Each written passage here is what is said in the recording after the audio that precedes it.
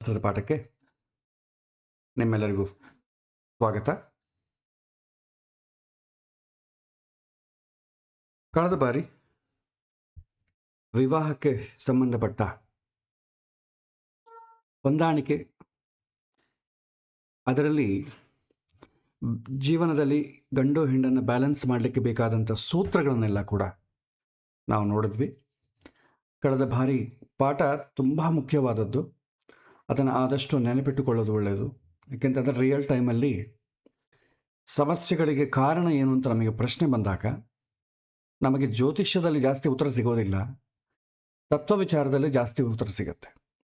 ಹಾಗಾಗಿ ಅದು ತುಂಬ ಮುಖ್ಯ. ಇವತ್ತು ಈ ಒಂದು ಮ್ಯಾಚ್ ಮೇಕಿಂಗಲ್ಲಿ ನಾವೇನು ಮಾಡಿದ್ವಿ, ಲಾಸ್ಟ್ ಕ್ಲಾಸಲ್ಲಿ ತಿಳ್ಕೊಂಡ್ವಿ. ಈ ಗುಣಗಳ ಜೊತೆ ಗುಣಗಳು ನೋಡ್ತೇವೆ, ದೋಷಗಳನ್ನು ನೋಡ್ತೇವೆ, ಜಾತಕಗಳನ್ನು, ಹೊಂದಾಣಿಕೆಯನ್ನು, ಸಪ್ತಮ ಸ್ಥಾನ ಎಲ್ಲವನ್ನೂ ನೋಡ್ತೇವೆ. ಇದರ ಜೊತೆ ಗಂಡು ಹೆಣ್ಣಿನ ಸ್ವಭಾವ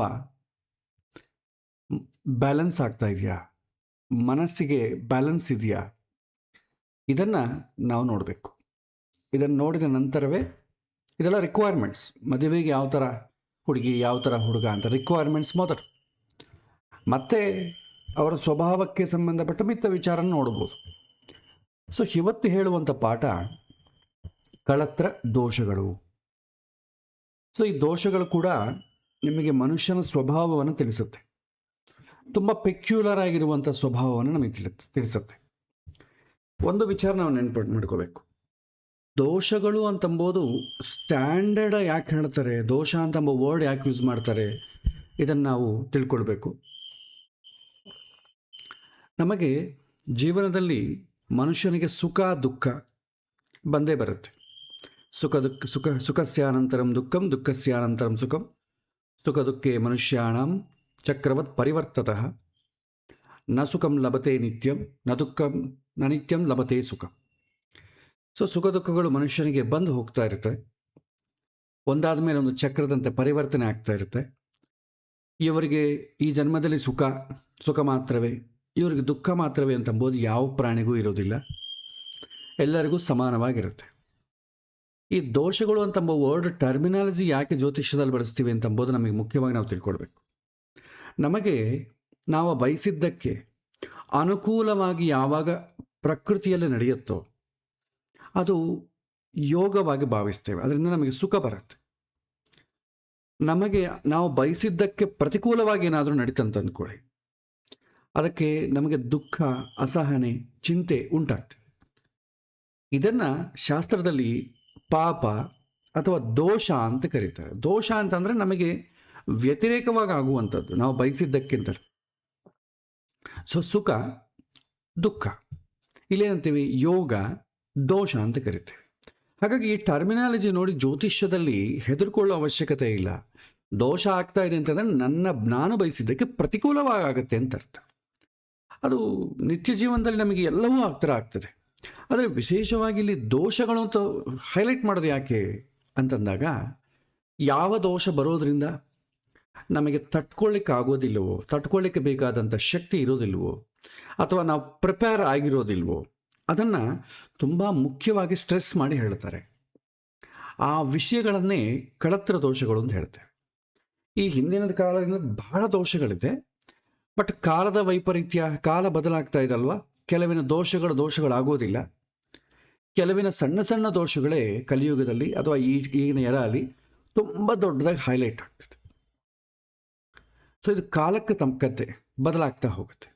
ಸೊ ನಾವು ಇವತ್ತಿನ ದಿನ ವಿವಾಹದ ವಿಚಾರದಲ್ಲಿ ಸಂಬಂಧಪಟ್ಟ ದೋಷಗಳನ್ನು ನೋಡೋಣ. ಇದು ಸ್ಟ್ಯಾಂಡರ್ಡ್ ಅಲ್ಲ, ಕಾಲಕ್ಕೆ ತಕ್ಕಂತೆ ಪರಿವರ್ತನೆ ಆಗ್ತಾ ಇರುತ್ತೆ. ಅದು ಒಬ್ಬನಿಗೆ ದೋಷ ಆದದ್ದು ಇನ್ನೊಬ್ಬರಿಗೆ ದೋಷ ಆಗಬೇಕು ಅಂತ ಏನಿಲ್ಲ, ಬದಲಾಗ್ತದೆ. ಆದರೆ ವಿವಾಹವನ್ನು ಡಿಸ್ಟರ್ಬ್ ಮಾಡುವಂಥ, ತೊಂದರೆ ಕೊಡುವಂಥ ದೋಷಗಳ ಬಗ್ಗೆ ನಾವೆಲ್ಲಿ ಚಿಂತನೆ ಮಾಡೋಣ. ಇಲ್ಲಿ ಕಳತ್ರ ದೋಷಗಳು ಅಂತ ನಮ್ಮ ವಿಷಯಕ್ಕೆ ಬಂದಾಗ ಸಾಮಾನ್ಯವಾಗಿ ಎಲ್ಲರೂ ಹೈಲೈಟ್ ಮಾಡೋದಿದೆ. ಕುಜದೋಷ, ಸರ್ಪದೋಷ ಅಥವಾ ಪಿತೃದೋಷ, ಕಾಲ ಸರ್ಪದೋಷ, ಮಾಂಗಲ್ಯ ದೋಷ, ಅಥವಾ ಇದನ್ನೇ ಕಳತ್ರ ದೋಷ ಅಂತ ಕೂಡ ಕರೀತಾರೆ. ಸೊ ಇದು ಜ್ಯೋತಿಷ್ಯರ ಟರ್ಮಿನಾಲಜಿಯಲ್ಲಿ, ಪುಸ್ತಕದಲ್ಲಿ, ಗ್ರಂಥಗಳಲ್ಲಿ ಬಹಳ ಕಡೆ ಉಲ್ಲೇಖನ ಆಗಿರುತ್ತೆ. ಸೊ ಇವುಗಳನ್ನು ನಾವು ತಿಳ್ಕೊಂಡ್ರೆ ದೋಷ ಹೆಂಗೆ ಬರುತ್ತೆ ಇದನ್ನು ಪ್ರತ್ಯೇಕವಾಗಿ ಇದ್ರಾಗ ಹೊಸ್ತು ಏನಿಲ್ಲ. ನಾವು ಲಾಸ್ಟ್ ಕ್ಲಾಸಲ್ಲಿ ಏನು ನಾವು ಹೈಲೈಟ್ ಮಾಡಿದ್ದೇವೆ, ಆ ಮನುಷ್ಯನ ಸ್ವಭಾವ ಇಂಬ್ಯಾಲೆನ್ಸ್ ಯಾಕಾಗತ್ತೆ ಅಂತಂಬುದು ನಾವು ಏನು ತಿಳ್ಕೊಂಡಿದ್ದೇವೆ, ಅದೇ ವಿಚಾರಗಳು ಈ ದೋಷಗಳಲ್ಲಿ ಕಾಣುತ್ತೆ ನಮಗೆ. ಹೊಸ ವಿಚಾರ ಏನೂ ಅಲ್ಲ. ಸೊ ಈಗ ಈ ದೋಷಗಳ ಬಗ್ಗೆ ನಾವು ಸ್ವಲ್ಪ ಚಿಂತನೆಯನ್ನು ಮಾಡೋಣ. ಈ ದೋಷಗಳು ಗೊತ್ತಾದರೆ, ವಿವಾಹಕ್ಕೆ ಮುಂಚೆ ಗೊತ್ತಾದರೆ ಏನು ಮಾಡಬೇಕು, ವಿವಾಹದ ನಂತರ ಗೊತ್ತಾದರೆ ಏನು ಮಾಡಬೇಕು, ಈ ದೋಷ ಅಂತಂಬುದು ಮನುಷ್ಯನ ಜೀವನದಲ್ಲಿ ಹೇಗೆ ಪರಿವರ್ತನೆ ತೋರಿಸುತ್ತೆ, ಯಾವ ಥರ ಅದರಿಂದ ಏನಾಗುತ್ತೆ. ಒಬ್ಬೊಬ್ಬರ ಇಂಟರ್ಪ್ರಿಟೇಷನ್ ಒಂದೊಂದು ಥರ ಇರುತ್ತೆ, ಆದರೆ ಎಲ್ಲರಿಗೂ ಒಂದೇ ಥರ ಇರಲ್ಲ. ಅದು ಓನ್ಲಿ ಅಸಂಪ್ಷನ್ಸ್ ಮಾತ್ರವೇ, ಅನುಭವದಲ್ಲಿ ಬೇರೆ ಬೇರೆ ಆಗ್ತದೆ. ಸೊ ಅದನ್ನು ನಾವು ಇವತ್ತು ತಿಳ್ಕೊಳ್ಳುವಂಥ ಪ್ರಯತ್ನವನ್ನು ಮಾಡೋಣ. ತುಂಬ ಮುಖ್ಯವಾದಂಥ ವಿಚಾರ ಇದು ಕೂಡ. ಮೊದಲ ಕುಜದೋಷದ ಬಗ್ಗೆ ನಾವು ನೋಡೋಣ. ಸೊ ನಮಗೆ ಕುಜ ದೋಷ, ದೋಷ ಅಂತಂದರೆ ಏನು, ಪ್ರತಿಕೂಲ ಅಂತ ಅರ್ಥ ಮಾಡಿಕೊಳ್ಳಿ ಶಾಸ್ತ್ರೀಯ ಟರ್ಮಿನಾಲಜಿಯಲ್ಲಿ. ಅಷ್ಟೇ ಆಗಲಿ, ನಾವು ದೋಷ ಅಂದ ತಕ್ಷಣ ಗಾಬರಿಯಾಗಿ ಏನೋ ನನ್ನ ಜೀವನದಲ್ಲಿ ಮೃತ್ಯು ಬಂದ್ಬಿಡುತ್ತೇನೋ ಅಂತ ಅಂಬುವಷ್ಟು ಅದಕ್ಕೆ ಪ್ರಯಾರಿಟಿ ಕೊಡೋ ಅವಶ್ಯಕತೆ ಇಲ್ಲ. ಚಂದ್ರದೋಷ, ಕುಜದೋಷ, ಬುಧದೋಷ, ಸೂರ್ಯದೋಷ, ಎಲ್ಲ ದೋಷಗಳು ಇರ್ತದೆ ಹೆಸರು, ಅಂದರೆ ಅದು ಪ್ರತಿಕೂಲವಾಗಿದೆ ಅಂತ ಅರ್ಥ. ಸೊ ಕುಜ, ಸಾಮಾನ್ಯವಾಗಿ ಕುಜನ ಕಾರಕತ್ವಗಳೇನು ನಮಗೆ ಅದನ್ನು ತಿಳ್ಕೊಳ್ಳೋಣ ಫಸ್ಟ್. ಸೊ ಪ್ರತಿಯೊಂದು ಗ್ರಹಸ್ಥಿತಿ ಕೂಡ, ಪ್ರತಿಯೊಬ್ಬ ಜಾತಕದಲ್ಲಿ ಕುಜದೋಷ ತೊಂದರೆ ಆಗೋದಿಲ್ಲ. ಇದು ನಿಯಂತ್ರಣದಲ್ಲಿದ್ದರೆ, ಕುಜ ಅಂತಂಬೋದು ಯಾವುದಕ್ಕೆ ಕಾರಕ, ಧೈರ್ಯ, ಹೊಣೆಗಾರಿಕೆ, ರಕ್ಷಣೆ, ಕೋಪ, ಸಂಘರ್ಷ, ಭೇದ ಭಾವ, ಇದು ಕುಜನ ಕಾರಕತ್ವಗಳು. ಕುಜ ಏನು ಮಾಡ್ತಾರೆ, ಬರೀ ಸೂಚಕ ಅಷ್ಟೇ. ವಾಚಲ್ಲಿ ಒಂದು ಟೈಮ್ ತೋರಿಸ್ತಾವಲ್ಲ, ಸೂಚಕ ಅಷ್ಟೇ. ನಿಜವಾಗ ಕುಜ ಬಲವಾಗಿದ್ದಾನೆ ಅಂತಂದರೆ ಅರ್ಥ ಏನಂತಂದರೆ, ನಮ್ಮಲ್ಲಿ ಧೈರ್ಯ, ಹೊಣೆಗಾರಿಕೆ, ರಕ್ಷಣೆ, ಕೋಪ, ಸಂಘರ್ಷಣ, ಭೇದ ಭಾವ, ಈ ಥರ ಗುಣಗಳೇನಿದೆ ಅದು ಜಾಸ್ತಿ ಪ್ರಮಾಣದಲ್ಲಿದೆ ಅಂತ ಅರ್ಥ. ಇದು ಕುಜ ಜಾತಕದಲ್ಲಿ ನಿಯಂತ್ರಣದಲ್ಲಿದ್ದರೆ, ಶುಭವಾಗಿದ್ದರೆ ಏನಾಗುತ್ತೆ, ಧೈರ್ಯ, ಹೊಣೆಗಾರಿಕೆ, ರಕ್ಷಣೆ ಅಂತಂಬ ಗುಣ ಬೆಳೆಯುತ್ತೆ ಮನುಷ್ಯನಲ್ಲಿ. ಅವನಿಗೆ ತುಂಬ ಧೈರ್ಯ ಇರುತ್ತೆ, ರೆಸ್ಪಾನ್ಸಿಬಿಲಿಟಿಯನ್ನು ತಗೊಳ್ತಾನೆ, ಸ್ವಲ್ಪ ಸ್ಯಾಕ್ರಿಫೈಸ್ ಮಾಡ್ತಾನೆ, ಆ ಥರ ಗುಣ ಇರುತ್ತೆ. ಆದರೆ ಕುಜ ಪಾಪಯುಕ್ತವಾಗಿ ಆಗೋದಾಗಲಿ, ಸೊ ತುಂಬ ನೆಗೆಟಿವ್ ಆಗಿ ನಿಯಂತ್ರಣದಲ್ಲಿ ಇಲ್ಲದೇ ಇದ್ದರೆ ಆವಾಗ ಬರುವಂಥದ್ದೇನು, ಕೋಪ, ಸಂಘರ್ಷಣೆ, ಭೇದ ಭಾವ, ಇದೆಲ್ಲ ಬರುತ್ತೆ. ಸೊ ಸಮಸ್ಯೆ ಅಂತಂಬೋದು ಗ್ರಹದಲ್ಲಿಲ್ಲ, ನಾವು ಅದನ್ನು ಅಂಡರ್ಲೈನ್ ಮಾಡ್ಕೋಬೇಕು. ಸಮಸ್ಯೆ ಮನುಷ್ಯನ ಸ್ವಭಾವದಲ್ಲಿ ಹೊರಹೊಮ್ಮುತ್ತೆ. ಹಾಗಾಗಿ ಕುಜದೋಷ ವಿವಾಹವನ್ನು ನಾಶ ಮಾಡೋದಿಲ್ಲ, ಅದು ವಿವಾಹಕ್ಕೂ ಮೊದಲು ವ್ಯಕ್ತಿತ್ವವನ್ನು ಅರ್ಥ ಮಾಡಿಕೊಳ್ಳುವಂಥ ಸೂಚನೆ ಮಾತ್ರ. ಸೊ ಇದು ನಾವು ಫಸ್ಟ್ ತಿಳ್ಕೊಳ್ಬೇಕು. ಮೊದಲು ಕುಜದೋಷ ಅಂತಂದರೆ ಏನು, ವಿವಾಹ ವಿಚಾರದಲ್ಲಿ ನಾವು ಹೇಗೆ ಕೌಂಟ್ ಮಾಡ್ತೇವೆ. ನಮಗೆ ವಿವಾಹ ಸ್ಥಾನಗಳು ಅಂತ ಕೆಲವೊಂದಿವೆ ಜಾತಕದಲ್ಲಿ. ಒಂದು, ವಿವಾಹಕ್ಕೆ ಮುಖ್ಯವಾದ ಸ್ಥಾನ ಯಾವುದು, ಸಪ್ತಮ ಸ್ಥಾನ, ಕಳತ್ರ ಸ್ಥಾನ ಅಂತ ಕರಿತೇವೆ. ಸೊ ಏನು ಹೇಳುತ್ತೆ, ಹೆಂಡತಿ ಅಥವಾ ಗಂಡನ ಜೊತೆ ಒಂದು ಬಾಂಧವ್ಯ, ಇಬ್ಬರ ಮಧ್ಯೆ ಒಂದು ಎಮೋಷ್ನಲ್ ಕ್ವಾಲಿಟಿ, ದಾಂಪತ್ಯ ಜೀವನ, ಇಂಟರ್ ಕೋರ್ಸು ಹೇಗಿರುತ್ತೆ ಅಂತಂಬೋದು ಸಪ್ತಮ ಸ್ಥಾನ ಹೇಳುತ್ತೆ. ಗಂಡು ಹೆಣ್ಣಿನ ಮಧ್ಯೆ ಇರುವಂಥ ಒಂದು ಸೆಳೆತ, ಅಟ್ರಾಕ್ಷನ್, ಬಂಧ, ಇದೆಲ್ಲ ಬರುತ್ತೆ. ಆಮೇಲೆ ಎರಡನೇ ಮನೆ ಯಾವುದು, ಮದುವೆ ಆದ ನಂತರ ಗಂಡು ಹೆಣ್ಣು ಅಂತಂಬೋದು ಜೊತೆ ಆದ ನಂತರ ನೆಕ್ಸ್ಟ್ ಬರೋದೇನಂತಂದರೆ ಅವರಿಬ್ಬರ ಸೌಭಾಗ್ಯ. ಹೆಣ್ಣಿನ ಜಾತಕದಲ್ಲಿ ಸೌಭಾಗ್ಯ ಅಂತ ಕರಿತೇವೆ, ಗಂಡಿನ ಜಾತಕದ ಆಯುಷ್ ಅಂತ ಕರಿತೇವೆ. ಅದು ಗಟ್ಟಿ ಇರಬೇಕು. ಅದು ಆಯುಷ ಸ್ಥಾನ ಯಾವುದು, 8ನೇ ಮನೆ. ನೆಕ್ಸ್ಟು ಫ್ಯಾಮಿಲಿ ಅಂತ ಬರುತ್ತೆ, ಫ್ಯಾಮಿಲಿ ಕುಟುಂಬ ಸ್ಥಾನ, ಸೊ ದ್ವಿತೀಯ ಸ್ಥಾನ. ಆಮೇಲೆ ಮನೆ ಆದಮೇಲೆ ಮನೆಗೆ ಶಾಂತಿ ಬೇಕಲ್ಲ. ಮನಃಶಾಂತಿ ಯಾವಾಗ ಸಿಗುತ್ತೆ ಅಂದರೆ ಮನೆಯಲ್ಲಿ ಶಾಂತಿ ಇದ್ದಾಗ, ಮನೆಯಲ್ಲಿ ಎಲ್ಲರೂ ಕೋಆಪರೇಷನ್ ಇದ್ದಾಗ ಒಂದು ಕುಟುಂಬ ಅಂತಂಬೋದ್ರಲ್ಲಿ ಶಾಂತಿ ಸಿಗತ್ತೆ. ಅದಕ್ಕೆ ಮನೆ ಅಂತಂಬೋದು ಯಾವ್ದು ನೋಡ್ತೇವೆ, 4ನೇ ಮನೆ ನೋಡ್ತೇವೆ. ಹಾಗೆ ಎಲ್ಲದಕ್ಕೂ ವಿಶೇಷವಾಗಿ ಗಂಡು ಹೆಣ್ಣಿನ ಪಾತ್ರೆ, ವೈವಾಹಿಕ ಬಂಧ, ಆಮೇಲೆ ಇಬ್ಬರ ಮಧ್ಯದಲ್ಲಿರುವಂಥ ಒಂದು ದಾಂಪತ್ಯ ಸುಖ, ಆಮೇಲೆ ಖರ್ಚುಗಳು, ಇದೆಲ್ಲ ಕೂಡ ಇಬ್ಬರ ಮಧ್ಯೆ ಬಾಂಧವ್ಯವನ್ನು ಡಿಸೈಡ್ ಮಾಡ್ತಾರೆ. ಅದಕ್ಕೆ 12ನೇ ಮನೆ ನೋಡ್ತೇವೆ. ಸೊ 2 ಕುಟುಂಬ, 4 ಬಂದು ಮನೆ, 7 ಬಂದು ದಾಂಪತ್ಯ ಜೀವನ, 8 ಬಂದು ಸೌಭಾಗ್ಯ ಅಥವಾ ಆಯುಷು, 12 ಬಂದು ಶಯನ ಸುಖ. ಇದು ವಿವಾಹಕ್ಕೆ ಕನೆಕ್ಟ್ ಆಗುವಂಥ ಮನೆಗಳು. ಸೊ ಯಾವಾಗ ಮತ್ತು ಈ ಬೇರೆ ಮನೆಗಳು ಬರಲ್ಲ, ಈ ವಿವಾಹಕ್ಕೆ ಡೈರೆಕ್ಟಾಗಿ ಇನ್ಫ್ಲೂಯೆನ್ಸ್ ಮಾಡುವಂಥ ಮನೆಗಳು. ಈ ಮನೆಗಳಲ್ಲಿ ಏನಾದರೂ ಕುಜ ಅಂತಂಬೋ ಗ್ರಹ ಇದ್ದರೆ, ಕುಜ ಅಂತ ಹೇಳಿದ್ನಲ್ಲ, ಕೋಪ, ಅಹಂಕಾರ, ಒಂದು ಥರ ಎಸ್ಕೇಪಿಸಮ್ ಕೂಡ ಬರ್ತದೆ. ಇದೆಲ್ಲ ಗುಣಗಳು ಕುಟುಂಬ ವಿಚಾರಕ್ಕೆ ಏನಾದರೂ ಟಚ್ ಆದರೆ ಏನಾಗುತ್ತೆ, ಡಿಸ್ಟರ್ಬ್ ಆಗ್ತದೆ. ಎರಡನೇ ಮನೆ ಕುಜ ಇದ್ದ ಅಂತ ಅಂದ್ಕೊಳ್ಳಿ, ಕುಟುಂಬದಲ್ಲಿ ಏನಾಗ್ತದೆ, ಕೋಪ, ಅಶಾಂತಿ, ಇಂಪೇಷನ್ಸು ಆಗ್ತದೆ. ನಾಲ್ಕನೇ ಮನೆ ಕುಜ ಇದ್ದರೆ ಏನಾಗುತ್ತೆ, ಮನೆ ಇದೆ, ಶಾಂತಿ ಇರಲ್ಲ. ಆಮೇಲೆ ಏಳನೇ ಮನೆ ಕುಜ ಇದ್ರೆ ಏನಾಗುತ್ತೆ, ಗಂಡು ಹೆಣ್ಣು ಒಬ್ಬರನ್ನೊಬ್ಬರ ವರ್ತನೆ ಮಾಡಿಕೊಳ್ಳೋದು ತುಂಬ ಡಾಮಿನೇಟ್ ಆಗಿರ್ತದೆ. ಎಂಟನೇ ಮನೆ ಕುಜ ಇದ್ರೆ ಏನಾಗೋದು, ಏನು ಹೇಳ್ತೇವೆ, ಹಳೆ ಕಾಲದಲ್ಲಾದರೆ ಸೌಭಾಗ್ಯ ಅಂತ ಕರಿತೀವಿ, ಅಂದರೆ ಬಿಟ್ಟು ಹೋಗೋದು. ಹಳೆ ಕಾಲದಲ್ಲಾದರೆ ಬಿಟ್ಟು ಹೋಗೋದು ಅಂತ ಅಂಬೋದಕ್ಕೆ ಒಂದೇ ಕಾರಣಕ್ಕೆ, ತವ್ರ ಮನೆಗೆ ಹೋಗೋದು ಕೂಡ ಅಲ್ಲ, ಪ್ರಾಣತ್ಯಾಗ ಮಾಡೋದು. ಗಂಡು ಹೆಣ್ಣು ಬಿಟ್ಟು ಸತ್ತು ಹೋದ್ರಂತಂದ್ರೆ, ಒಬ್ಬರನ್ನ ಬಿಟ್ಟು ಒಬ್ಬರು ಹೋದ್ರಂತ ಅಂದ್ಕೊಳ್ಳಿ, ಆವಾಗ ಅವ್ರ ಬಂಧ ಮುರಿದು ಹೋಗ್ತಿದೆ. ಇವತ್ತು ಸಾಯಬೇಕಾದಿಲ್ಲ, ಒಂದೇ ಮನೆಗಿದ್ದು ಒಬ್ಬರ ಮಧ್ಯೆ ಒಬ್ಬರು ಬಂಧನ ಇಲ್ಲದೇ ಇರ್ಬೋದು. ಸ್ಲೀಪ್ ಡೈವರ್ಸು, ಸೈಲೆಂಟ್ ಡೈವರ್ಸು ಈ ಥರ ಆಗ್ಬೋದು. ಡೈವರ್ಸ್ ಕೊಟ್ಟು ಹೋಗ್ಬೋದು. ಹಾಗಾಗಿ ಡೈವರ್ಸ್ ಕೊಟ್ಟು ಹೋಗೋದಂದ್ರೆ ನನ್ನ ಜೀವನದಲ್ಲಿ ಅವರು ಸತ್ತು ಹೋಗಿದ್ದಾರೆ ಅಂತ ಅರ್ಥ. ಸೊ ಅದು ಎಂಟನೇ ಮನೆಗೆ ಬರ್ತಿದೆ. ಹಿಂದಿನ ಕಾಲ ಗಂಡನ ಮೃತ್ಯು ಅಥವಾ ಹೆಂಡತಿಯ ಮೃತ್ಯು ಅಂತ ಹೇಳ್ತಿದ್ರು, ಈಗೇನೇನು ಹೇಳ್ತೇವೆ, ವಿಯೋಗ ಅಂತ ಹೇಳ್ತೇವೆ. ಆ ವಿಯೋಗ ನಿಮಗೆ ಕೋರ್ಟ್ ಮುಖಾಂತರ ಬರಬೇಕು ಅಂತಲೂ ಇಲ್ಲ, ಮನೆಯಲ್ಲೂ ಕೂಡ ಸೈಲೆಂಟ್ ಡೈವರ್ಸು, ಗ್ರೇ ಡೈವರ್ಸು ಈ ಥರ ಇದ್ದವಲ್ಲ, ಅವು ಕೂಡ ಆಗ್ಬೋದು. ಹಾಗಾಗಿ ಎಂಟನೇ ಮನೆ ಕುಜ ಇದ್ದರೆ ವಿಯೋಗಕ್ಕೆ ಸಂಬಂಧಪಟ್ಟ ಸೂಚನೆ ಆಗ್ತದೆ. ಆಮೇಲೆ 12ನೇ ಮನೆ ಕುಜ ಇದ್ದರೆ ಒಬ್ಬರ ಈ ದಾಂಪತ್ಯ ಸುಖದಲ್ಲಿ, ಇಂಟರ್ ಕೋರ್ಸ್ ವಿಚಾರದಲ್ಲಿ ಇಬ್ಬರಿಗೂ ಎರಡೆರಡು ಟೇಸ್ಟ್ ಇರ್ತದೆ. ಒಬ್ಬರ ಟೇಸ್ಟ್ ಇನ್ನೊಬ್ಬರಿಗೆ ಇಷ್ಟ ಆಗಲ್ಲ. ಅದರಿಂದ ಕೂಡ ಏನಾಗ್ತದೆ, ಶಯನ ಸುಖ ವಿಚಾರದಲ್ಲಿ ತೊಂದರೆ ಆಗ್ತದೆ. ಎಲ್ಲ ಚೆನ್ನಾಗಿರುತ್ತೆ, ರಾತ್ರಿ ಆದರೆ ಇಬ್ಬರು ಕಷ್ಟಪಡ್ತಾರೆ, ಯಾಕಪ್ಪ ಬರುತ್ತೆ ರಾತ್ರಿ ಅಂತ ಅನ್ಸುತ್ತೆ. ಸೊ ಹಾಗಾಗಿ ಈ ಮನೆಗಳಲ್ಲಿ ಕುಜ ಇದ್ದರೆ ಸ್ವಲ್ಪ ವಿಪರೀತವಾಗಿ ಪ್ರಯತ್ನ ಮಾಡ್ತಾರೆ. ಸೊ ಹಾಗಾಗಿ ನಾವು ತಿಳಿಬೇಕಾದ್ದೇನಂತಂದರೆ, ಕುಜ ಯಾವ ರಾಶಿಯಲ್ಲಿದ್ದಾನೆ, ಯಾವ ಭಾವದಲ್ಲಿದ್ದಾನೆ, ಆ ಭಾವಕ್ಕೆ ಸಂಬಂಧಪಟ್ಟದ್ದೇ. ಎಲ್ಲ ಕುಜ ದೋಷಗಳು ಒಂದೇ ಥರ ಇರಲ್ಲ. ಕುಜದೋಷ 2, ಕುಟುಂಬ ವಿವಾಹಕ್ಕೆ ಸಂಬಂಧಪಟ್ಟ ಸ್ಥಾನಗಳಲ್ಲಿ ಕುಜ ಇದ್ದರೆ ಕುಜದೋಷ 2 ಹೇಳ್ತೀವಲ್ಲ. ಒಂದು ನಿಮಿಷ. 2, 4, 12, 7, 8 ಈ ಸ್ಥಾನದಲ್ಲಿದ್ದರೆ ಕುಜದೋಷ. ಇದರಲ್ಲಿ 2, 4, 12 ತುಂಬ ಕಡಿಮೆ ಪ್ರಯಾರಿಟಿ ಇರುತ್ತೆ. 7, 8 ಸ್ವಲ್ಪ ಜಾಸ್ತಿ ಇರುತ್ತೆ. ಯಾಕೆಂತಂದರೆ ವಿವಾಹಕ್ಕೆ ಇನ್ಫ್ಲುಯೆನ್ಸ್ ಎಫೆಕ್ಟ್ ಜಾಸ್ತಿ ಇರೋ ಮನೆಗಳಿದ್ವು, ಇದರಲ್ಲಿದ್ದರೆ ಸ್ವಲ್ಪ ಎಫೆಕ್ಟ್ ಜಾಸ್ತಿ. ಎಲ್ಲ ಕುಜದೋಷಗಳು ಒಂದೇ ಥರ ಇರಲ್ಲ. ಸಾಮಾನ್ಯವಾಗಿ ನಾವು ಲಗ್ನದಿಂದ ಕುಜದೋಷ ನೋಡ್ತೇವೆ, ಚಂದ್ರನಿಂದ ಶುಕ್ರನಿಂದ ಕೂಡ ಯಾಕೆ ನೋಡಬೇಕು ಎಂಬುದು ನಿಮಗೆ ಪಾಠದಲ್ಲಿ ಹೇಳ್ತೇವೆ. ಸೊ ಕುಜದೋಷ ಎಂಬುದು ಯಾಕೆ ಭಯ ಶುರುವಾಯಿತು ಸಮಾಜದಲ್ಲಿ, ಹೀಗೆ ಕುಜದೋಷ ಅಂತಂದರೆ ವಿವಾಹ ವಿಚಾರದಲ್ಲಿ ಹೊಂದಾಣಿಕೆ ಅಂತ ಹೆದರೋದು ಯಾಕೆ ಅಂತಂದಾಗ, ಕುಜ ಸಮಾಜದಲ್ಲಿ ಸರಳ ನಿಯಮಗಳು, ಕಠಿಣ ತೀರ್ಪುಗಳು. ನಿಯಮಗಳು ತುಂಬ ಸರಳವಾಗಿರುತ್ತೆ, ತೀರ್ಪುಗಳೇನು ತುಂಬ ಕಠಿಣವಾಗಿರುತ್ತೆ.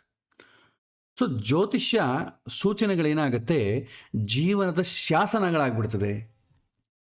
ಅದು ಕೇವಲ ಸೂಚನೆ ಅಷ್ಟೇ, ಅದು ಜೀವನದಲ್ಲಿ ನಡೆದು ಹೋಗುತ್ತೇನಂತಂಬ ಶಾಸನಗಳಾದಾಗ ಹೆದರಿಕೆ ಆಗ್ತದೆ.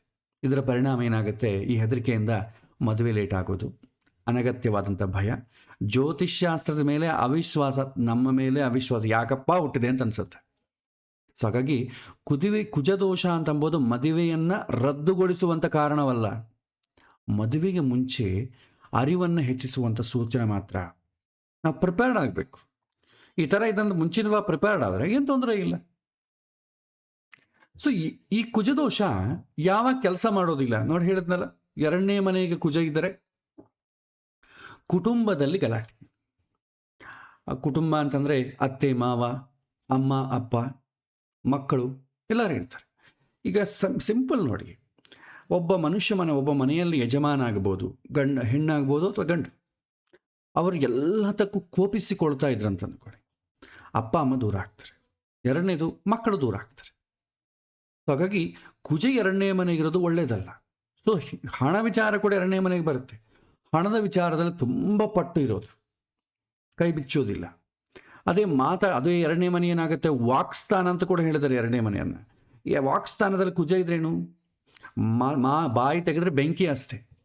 ಅದೇನು ದಿನಾಗೂ ಎದ್ದರೆ ಕೂತ್ರೆ ಬೈತಾ ಇದ್ದರೆ ಮನೆಯಲ್ಲಿ ಶಾಂತಿ ಇರಲಿಕ್ಕೆ ಹೆಂಗೆ ಸಾಧ್ಯ? ಆಗೋದಿಲ್ಲ. ಹಾಗಾಗಿ ಎರಡನೇ ಮನೆ ಕುಜ ಇದ್ದರೆ ಅವ್ರು ಈ ರೀತಿ ನಡ್ಕೊಳ್ತಾರೆ ಅಂತಂಬೋದು ಮುಚ್ಚಿತವಾಗಿ ನಮಗೆ ಖಾತರಿ ಇರಬೇಕು. ಆವಾಗ ನಾವು ಪ್ರಿಪೇರ್ ಆಗ್ತೇವೆ. ತಿನ್ನೋಣ, ನಾವು ಮಾಡ್ಕೊಳ್ಳೋಣ ಬೇಡವೋ, ಸೊ ಅವ್ನು ಚೆನ್ನಾಗಿ ಕೂಗ್ತಾನೆ, ನಮಗೆ ಸಿಚುವೇಶನ್ ನೋಡ್ತೇವೆ. ಸಿಚುವೇಶನ್ ನಮ್ಮೇನು ಅಷ್ಟು ಅಂತ ಅಗತ್ಯ ಇಲ್ಲ, ಮಾಡಿಕೊಳ್ಳೋ ಅಗತ್ಯ ಇಲ್ಲ ಅಂದರೆ ಬೇರೆ ಸಂಬಂಧ ನೋಡ್ಕೊಳ್ತೇವೆ. ಇಲ್ಲ, ಯಾರು ಹೆಣ್ಣು ಸಿಗ್ತಾ ಇಲ್ಲ, ಯಾರು ಗಂಡು ಸಿಗ್ತಾ ಇಲ್ಲ, ಪರವಾಗಿಲ್ಲ ಅಡ್ಜಸ್ಟ್ ಮಾಡ್ಕೊಳ್ಳೋಣ ಅಂತ ಮುಂಚಿತವಾಗಿ ಪ್ರಿಪೇರ್ ಆದರೆ ತೊಂದರೆ ಇಲ್ಲ. ಯಾಕಂದರೆ ಗೊತ್ತಿದೆ ಮದುವೆ ಆದಮೇಲೆ ಇವನು ಕೋಪ ಪಡ್ತಾನೆ ಅಂತ ಗೊತ್ತಿದೆ. ಅದಕ್ಕೆ ತಕ್ಕಂತೆ ನಾವು ನಮ್ಮ ಮನಸ್ಸನ್ನು ಪ್ರಿಪೇರ್ ಮಾಡ್ಕೊಂಡ್ಬಿಡ್ತೇವೆ. ಸೊ ತೊಂದರೆ ಆಗೋದಿಲ್ಲ. ಅದೇ ನಾನು ಕಾಂಪ್ರಮೈಸ್ ಆಗೋ ಅವಶ್ಯಕತೆ ನನಗೇನಿದೆ? ನಮ್ಮ ಅಪ್ಪ ಅಮ್ಮ ಒಂದು ದಿನ ಕೂಡ ನಾನು ಒಂದು ಮಾತು ಅಂದಿಲ್ಲ, ನೀವ್ಯಾರು ಅನ್ಲಿಕ್ಕೆ ಅಂತ ಬಂತು ಅಂದ್ಕೊಳ್ಳಿ, ಮದುವೆ ಆದಮೇಲೆ ಅದು ಡೈವರ್ಸಿಗೆ ಹಾದಿ ಆಗ್ತದೆ. ಅದೇ ಮುಂಚಿತವಾಗಿ ಮದುವೆ ಮುಂಚಿತವಾಗಿ ಇದನ್ನು ತಿಳ್ಕೊಂಡು ಅಂದ್ಕೊಳ್ಳಿ, ಮಾಡ್ಕೋಬೇಡೋ ಡಿಸೈಡ್ ಮಾಡ್ಕೊಂಡ್ಬಿಡೋದು, ಬೇಡ ನಾ ಮಾಡ್ಕೊಳ್ಳೋದಿಲ್ಲ ಅಂತ ಹೇಳ್ಬೋದು. ಹಾಗಾಗಿ ಮಾತು ವಿಚಾರದಲ್ಲಿ ಕಠಿಣವಾಗಿರೋದ್ರಿಂದ ಕುಟುಂಬ ಸದಸ್ಯರಲ್ಲಿ ಒಂದು ರೀತಿಯಾದಂಥ ಬಂಧ ಕಡಿಮೆ ಆಗಬಹುದು. ಮಾಡ್ಕೋಬೇಕೋ ಬೇಡ ಅಂತ ಅವ್ರ ವೈಯಕ್ತಿಕ ಬೇರೆ ಬೇರೆ ಸಿಚುವೇಶನ್ ಮೇಲೆ ಡಿಪೆಂಡ್ ಆಗ್ತದೆ. ನಾಲ್ಕನೇ ಮನೆ ಕುಜ ಇದ್ದರೆ ಮನೆ ವಿಚಾರ. ಹಿಂದಿನ ಕಾಲದಲ್ಲಿ ಇತ್ತು ಅಂದರೆ ಈಗಿನ ಕಾಲದಲ್ಲಿ ಏನಿಲ್ಲ. ಹಿಂದಿನ ಕಾಲದಲ್ಲಿ ಏನಾಗ್ತಿತ್ತು ಅಂದರೆ ಜಾಯಿಂಟ್ ಫ್ಯಾಮಿಲಿ ಇರ್ತಿತ್ತು. ನಾವು ಸಪ್ರೇಟ್ ಮನೆ ಮಾಡ್ಕೊಂಡು ಹೋಗೋಣ, ಮನೆಯಲ್ಲಿ ಎಲ್ಲ ಖರ್ಚುಗಳು ನಾವೇ ಯಾಕೆ ಬೇರೆ ಮಾಡಬೇಕು, ನಮ್ಮ ಮನೆಯವ್ರು ಕಷ್ಟಪಡೋದು, ಎಲ್ಲರೂ ತಿನ್ನೋದು, ಸೊ ಆಸ್ತಿ ನಮಗೂ ಪಾಲು ಬೇಕು, ಇದೆಲ್ಲ ಶುರುವಾಗ್ತದೆ. ಈ ಡಿಸ್ಪ್ಯೂಟ್ಸ್ ಎಲ್ಲ ಕೂಡ ಏನಾಗುತ್ತೆ ಅಂದರೆ ಕುಜದೋಷದಿಂದ ಶುರುವಾಗ್ತದೆ. ನೋಡ್ತಾ ಇರ್ತೀವಲ್ಲ, ಈಗ ಇವತ್ತು ನಮಗೆ ಸೀರಿಯಲೆಲ್ಲ ಇದೆ, ಸೀರಿಯಲ್ ಆಗ್ಬೋದು, ಕೆಲವಿನ ಮನೆಗಳಲ್ಲೇ ಇದೆ ಇರುತ್ತೆ. ಮದುವೆ ಆಯಿತು, ಆಮೇಲೆ ಶುರು ಆಯಿತು ಮನೆ ಗಲಾಟೆ, ಅಪ್ಪ ಅಮ್ಮಗೆ ತಲೆ ಬಿಸಿ ಆಯಿತು. ಈ ಅಪ್ಪ ಅಮ್ಮ ಕತೆ ಬಿಡಿ, ಈಗ ಗಂಡ ಹೆಂಡ್ತೀನಿ, ಅವ್ರ ಕೋಣೆ ಅವ್ರದ್ದು, ಇವ್ರ ಕೋಣೆ ಇವ್ರದ್ದು, ನಾನು ನಿನ್ನ ಮನೆಯಲ್ಲಿರಲ್ಲ, ನಾನು ನಿನ್ನ ಮನೆ. ಸೊ ಗೃಹದಲ್ಲಿ ಅಶಾಂತಿ, ನೆಮ್ಮದಿ ಅಂತಂಬೋದು ಸಿಗೋದು ಕಷ್ಟ. ಇದು ನೋಡ್ಕೊಳ್ಬೇಕು. ಅದು ನಾಲ್ಕನೇ ಮನೆಗೆ ಚೆನ್ನಾಗಿ ಸಪೋರ್ಟ್ ಪ್ರಿಪೇರ್ ಆಗಿದ್ದೀವಿ ಅಂದ್ಕೊಳ್ಳಿ, ಇಲ್ಲ ಮನೆಗೆ ಹೇಗೂ ತೊಂದರೆ ಇದೆ, ಅಪ್ಪನ ಮನೆಗೆ ತೊಂದರೆ ಇದೆ, ಅಲ್ಲಿ ಹೋದ್ರೂ ಇದೇ ತಾನೇ, ಅಡ್ಜಸ್ಟ್ ಮಾಡ್ಕೊಳ್ತೀನಿ ಅಂತಂದರೆ ತೊಂದರೆ ಇಲ್ಲ. ಇಲ್ಲ ನಾನು ಆ ಥರ ಆಕ್ಸೆಪ್ಟ್ ಮಾಡೋದಿಲ್ಲ, ನಾನು ಅಷ್ಟು ಕಾಂಪ್ರಮೈಸ್ ಆಗೋದು ಬೇಕಾಗಿಲ್ಲ ಅಂದರೆ ನಾವು ಬೇರೆ ಸಂಬಂಧ ನೋಡ್ಕೊಳ್ಬೋದು. ಸೊ ಕುಜ ನಾಲ್ಕನೇ ಮನೆಗಿದ್ದರೆ ಮನೆಗೆ ಸಂಬಂಧಪಟ್ಟ ವಿಚಾರದಲ್ಲಿ ತೊಂದರೆ ಆಗ್ತದೆ. ಏಳನೇ ಮನೆಗಿದ್ರೆ ಗಂಡು ಹೆಣ್ಣುಗಳ ಮಧ್ಯೆ ಅಥವಾ ಪಾರ್ಟ್ನರ್ಸ್ ಮಧ್ಯೆ, ಬಿಸ್ನೆಸ್ ಪಾರ್ಟ್ನರ್ಸ್ ಕೂಡ ಬರ್ತಾರೆ. ಏಳನೇ ಮನೆ ಬಿಸ್ನೆಸ್ ಆದ ಸೊ ಒಬ್ಬರನ್ನೊಬ್ಬರು ವೈಯಕ್ತಿಕವಾಗಿ ಕಂಟ್ರೋಲ್ ಮಾಡಿಕೊಳ್ಳೋದು. ನಿಮಗೆ ಅಷ್ಟಕೂಟಗಳಲ್ಲೂ ಬರುತ್ತೆ, ವಶ್ಯ ಅಂತ ಒಂದು ಕೂಟ ಬರುತ್ತೆ. ನಾನು ಹೇಳ್ದಂಗೆ ಕೇಳಬೇಕು, ನನ್ನ ಕಂಟ್ರೋಲ್ ಆಗಿರಬೇಕು. ಅದು ಡೈರೆಕ್ಟ್ ಅವ್ರು ಹೇಳೋದಿಲ್ಲ, ಅವರ ಮಾತುಗಳು ಹಾಗೆ ಇರ್ತದೆ. ಸೊ ಒಬ್ಬರನ್ನೊಬ್ಬರು ಕಂಟ್ರೋಲ್ ಮಾಡಿಕೊಳ್ಬೇಕು ಅಂತಂಬೋದು, ನಾನು ಹೇಳ್ದಂಗೆ ಕೇಳಬೇಕು ಅಂತಂಬ ಒಂದು ಗುಣ. ಇದರಿಂದ ಏನಾಗುತ್ತೆ, ಗಂಡು ಹೆಣ್ಣಿನ ಮಧ್ಯ ಎಮೋಷ್ನಾಲಿಟಿ ಕಡಿಮೆ ಆಗಿಬಿಡ್ತದೆ, ಸೆಳೆತ ಕಡಿಮೆ ಆಗ್ತದೆ. ಆಫೀಸ್ ಟೈಮ್ ಆಯ್ತು ಅಂದ್ಕೊಳ್ಳಿ, ಯಾರಿಗೋಸ್ಕೋಬೇಕು ಮನೆಗೆ ಹೋದರೆ ಮತ್ತೆ ಇದಕ್ಕನ್ನ ಗಲಾಟೆ ಶುರು ಆಗ್ತದೆ. ಫ್ರೆಂಡ್ಸ್ ಜೊತೆ ಆಯ್ತು ಇಲ್ಲ ಪಿಕ್ನಿಕ್ ಹೋಗೋಣ, ನಿಧಾನಕ್ಕೆ ಮನೆಗೆ ಹೋಗೋಣ ಅಂತ ಶುರು ಆಗ್ತದೆ. ಸೊ ಇದೆಲ್ಲ ಕೂಡ ಗಂಡು ಹೆಣ್ಣಿನ ಮಧ್ಯೆ ಸೆಳೆತ ಕಡಿಮೆ ಆಗೋದು ಯಾಕೆ ಅಂತಂದರೆ ಏಳನೇ ಮನೆ ಕುಜ ಇರೋದ್ರಿಂದ ಏನಾಗುತ್ತೆ, ಕೋಪ ಜಾಸ್ತಿ ಆಗುತ್ತೆ. ಎಲ್ಲದಕ್ಕೂ ಕೂಡ ನನ್ನ ನಿಯಂತ್ರಣ, ನಾನೇ ಮೋನೋಪಾಲಿ, ನನ್ನ ನಿಯಂತ್ರಣದಲ್ಲಿರಬೇಕು ಅಂತ ಸ್ವಭಾವ ಬಂದ್ಬಿಡ್ತದೆ. ಆಪೋಸಿಟ್ ಪಾರ್ಟಿ ಬ್ಯಾಲೆನ್ಸ್ ಆಗಿತ್ತು ಅಂದ್ಕೊಳ್ಳಿ, ನಾವು ಲಾಸ್ಟ್ ಕ್ಲಾಸ್ ಹೇಳಿದ್ವಿ, ಅವರಿಗೆ ತುಂಬ ನಮ್ಮ ಮೇಲೆ ಪ್ರೀತಿ ಇತ್ತು ಅಂದ್ಕೊಳ್ಳಿ, ನಾವು ಏನು ಹೇಳಿದ್ವು ಸುಮ್ಮನೆ ಇರ್ತಾರೆ. ಅಂದರೆ ಅವರ ಜಾತಕದಲ್ಲಿ ಶನಿ, ಚಂದ್ರ, ಶುಕ್ರ ವಿವಾಹಕ್ಕೆ ಕನೆಕ್ಟ್ ಆಗಿ ಬಲಿಷ್ಠವಾಗಿದ್ದಾರೆ ಅಂತ ಅಂದ್ಕೊಳ್ಳಿ, ಅವರು ಸಪ್ತಮದಲ್ಲಿ ಕುಜದೋಷ ಇದ್ದವನು ಕೂಡ ಮದುವೆ ಮಾಡ್ಕೊಳ್ಬೋದು, ಸರ್ವೈವ್ ಆಗ್ತದೆ, ಬ್ಯಾಲೆನ್ಸ್ ಆಗ್ತದೆ. ಹಾಗಾಗಿ ಇದು ನೋಡಬೇಕು. ಏಳನೇ ಮನೆ ಕುಜದೋಷ ಇದ್ದರೆ ಸ್ವಲ್ಪ ಅವರ ಪ್ರವರ್ತನೆ ಈ ರೀತಿ ಇರುತ್ತೆ. ದೋಷ ಅಂತ ಹೇಳೋದಕ್ಕಿಂತಲೂ ಅವರು ಹೇಗೆ ಬಿಹೇವ್ ಮಾಡ್ತಾರೆ ಅಂತ ನೀವು ಎಕ್ಸ್ಪ್ಲೈನ್ ಮಾಡಬೇಕು. ಅಷ್ಟಮದಲ್ಲಿ ಕುಜದೋಷ ಇದ್ದರೆ, ಹಿಂದಿನ ಕಾಲದಲ್ಲಾದರೆ ಡೌರಿ ಅದೆಲ್ಲ ಕೇಳ್ತಿದ್ವಿ. ಇವತ್ತೇನು ಮಾಡ್ತೀವಿ, ಹಿಂದಿನ ಕಾಲ ಪ್ರಾಣ ಹೋಗ್ತಿತ್ತು, ಆತ್ಮಹತ್ಯೆ ಮಾಡ್ಕೊಳ್ತಿದ್ರು, ಇಲ್ಲಾಂದರೆ ಊರು ಬಿಟ್ಟು ಹೊಟ್ಟೋಗೋದು, ತೀರ್ಥಯಾತ್ರೆಗಳಿಗೆ ಹೊಟ್ಟೋಗ್ತೀವಿ, ಹೋದವ್ರು ಮತ್ತೆ ಬರೋದೇ ಇಲ್ಲ. ಆ ರೀತಿ ಇತ್ತು ಹಿಂದಿನ ಕಾಲದಲ್ಲಿ. ಡಿವೋರ್ಸ್ಗಳದೆಲ್ಲ ಹೇಸಿಗೆ ವಿಷಯ. ಡಿವೋರ್ಸು ಅಂತಂದರೆ ಆ ಫ್ಯಾಮಿಲಿಗೆ ಒಂದು ದೊಡ್ಡ ಅಪ್ರತಿಷ್ಠೆ. ಸೊ ಅದಕ್ಕೆ ಅವ್ರು ಯಾರು ತೊಗೊಳ್ತಿಲ್ಲ. ಇವತ್ತು ಬಂಧುಗಳಿಗೆ ನಮಗೆ ಬಂಧಗಳು ಕಡಿಮೆ ಆಗೋದ್ರಿಂದ ಯಾರೇನು ಅನ್ಕೊಂಡ್ರೆ ನನಗೇನು ಹೋಗ್ಬೇಕಾಗಿದೆ, ನನ್ನ ಜೀವನ ನಂದು, ನನ್ನ ಸುಖ ನಂದು, ನಾನು ಕಷ್ಟಪಡೋದು ಏನೋ ಬಂಧು ಬಳಗ ಬಂದು ನೋಡ್ತಾರ? ಬಂಧು ಬಳಗ ಅವನ ಮಕ್ಕ ಅವನ ಇಷ್ಟ ಮಾಡ್ರೆ ಮಾಡ್ಕೊಳ್ಳಿ, ಡೈವರ್ಸ್ ತೊಗೊಳ್ಳೋದು ನಮ್ದೇನು ಹೋಗ್ಬೇಕಾಗಿದೆ, ನಮಗೇನು ಹೋಗೋದೇನಿಲ್ವಲ್ಲ, ಅವನ ಜೀವನ ಅವನಿಷ್ಟಪ್ಪ. ಹಾಗಾಗಿ ಯಾರು ಕೊಡ್ತಾರೆ, ಕುತ್ತಿಗೆ ಕಟ್ ಮಾಡುವಂಥ ಸ್ಥಿತಿ ಏನಿಲ್ಲ. ಹಿಂದಿನ ಕಾಲ ಹುಡುಗಿ ಡೈವರ್ಸ್ ತೊಗೊಂಡು ಬಂದಂದ್ರೆ ತಂದೆ ನೇಣು ಹಾಕ್ಕೊಂತಿದ್ದ, ತಾಯಿ ಸಾಯ್ತಿದ್ರು. ಇವತ್ತು ಆ ಸ್ಥಿತಿ ಇಲ್ಲ, ಅದು ಅವ್ರ ಕರ್ಮ, ನಾವೇನು ಮಾಡೋಕ್ಕಾಗತ್ತೆ ಅಂದ್ಕೊಳ್ತೇವೆ. ಹಾಗಾಗಿ ಅಷ್ಟಮ ಸ್ಥಾನದಲ್ಲಿ ಕುಜ ಇದ್ದಾಗ ನನಗೆ ಬೇಡ, ಇವರು ನನಗೆ ಬೇಡ ಅಂತಂಬೋ ರೀತಿಯಲ್ಲಿ ಬಿಹೇವ್ ಮಾಡೋದಾಗ್ತದೆ. ಆದರೂ ಕೂಡ ಇದಕ್ಕೂ ಎಕ್ಸೆಪ್ಷನ್ಸ್ ಇದೆ. ಯಾವಾಗ ಕುಜದೋಷ ಅಷ್ಟಮದಲ್ಲಿ ಯಾರಿಗಿರ್ತದೋ ಅವರು ಮಾಡಿಕೊಂಬುವಂಥ ಸಂಬಂಧ ಹೇಗಿರಬೇಕಂದ್ರೆ ಶುಕ್ರ, ಚಂದ್ರ, ಶನಿ ಇವರು ತುಂಬ ಚೆನ್ನಾಗಿರಬೇಕು, ಶುಭ ಸಂಬಂಧ ಬರಬೇಕು. ಅಷ್ಟಮಕ್ಕೆ ಇದು ತುಂಬ ಜಾತಕದಲ್ಲಿ ಸಪ್ತಮಕ್ಕೆ ಸಂಬಂಧ ಬರಬೇಕು. ಆವಾಗ ಇವರು ಗಂಡು ನೀನು ನಂಗೆ ಬೇಡ ಒದ್ದು ಓಡಿಸಿದ್ರು ಕೂಡ ಕಾಲು ಹಿಡ್ಕೊಂಡು ಮತ್ತೆ ಮನೆಗೆ ಇರ್ತಾರೆ. ಇಲ್ಲ ನನಗೇನು ಬೇಡ, ನಾನು ನಿಮ್ಮ ಮನೇನು ಮಾತಾಡ, ನಿಮ್ಮ ಪಾದದ ಹತ್ತಿರ ಸ್ವಲ್ಪ ಸ್ಥಳ ಕೊಡಿ ಸಾಕು. ಗುರು ಚೆನ್ನಾಗಿದ್ರು ಕೂಡ ಇಲ್ಲ, ನನ್ನ ಕರ್ತವ್ಯ ನಾನು ಮಾಡ್ತೇನೆ, ದೈವಭಕ್ತಿ ತುಂಬ ಜಾಸ್ತಿ ಇರುತ್ತೆ, ಸೊ ಬಿಟ್ಟು ಹೋಗ್ಲಿಕ್ಕೆ ಇಷ್ಟಪಡೋದಿಲ್ಲ. ಮಕ್ಕಳು ಹಾಳಾಗ್ತಾರೆ, ಮಕ್ಕಳಿಗೋಸ್ಕರ ಅದು ನಾವು ಇರಬೇಕು. ಗಂಡನ ಜೊತೆ ಇರಬೇಕು ಅಂತೇನಿಲ್ಲ, ಆದರೆ ಮಕ್ಕಳ ಜೊತೆ ಇರೋಣ, ಈ ರೀತಿ ಇರುತ್ತೆ. ಅದಕ್ಕೆ ದೋಷ ಇದ್ದಾಗ ಈ ಥರ ಸೀರಿಯಸ್ ಆಗಿರುತ್ತೆ ಅಂತ ಅರ್ಥ ಮಾಡಿಕೊಂಡ್ರೆ ಅದಕ್ಕೆ ಬ್ಯಾಲೆನ್ಸ್ ಆಗುವಂಥ ಹುಡುಗಿಯನ್ನೋ ಅಥವಾ ಹುಡುಗನೋ ತಂದು ಮಾಡ್ಬೋದು. ಅಷ್ಟೇ ಆಗಲಿ, ಕುಜದೋಷ ಇದ್ದಾರೆ ಅಂತ ಸ್ಟ್ರೈಟ್ ಅವೇ ನೀವು ರಿಜೆಕ್ಟ್ ಮಾಡಿದ್ರೆ ಅಂದ್ಕೊಳ್ಳಿ, ಸೊ ನಿಮ್ಮ ಹುಡುಗಿಗೆ ನೀವು ರಿಜೆಕ್ಟ್ ಮಾಡ್ತೀರಿ, ನಮಗೆ ಈ ಹುಡುಗ ಬೇಡ, ಅವನಿಗೆ ಅಷ್ಟಮದಲ್ಲಿ ಕುಜದೋಷ ಇದ್ದಾನೆ ಅಂತ.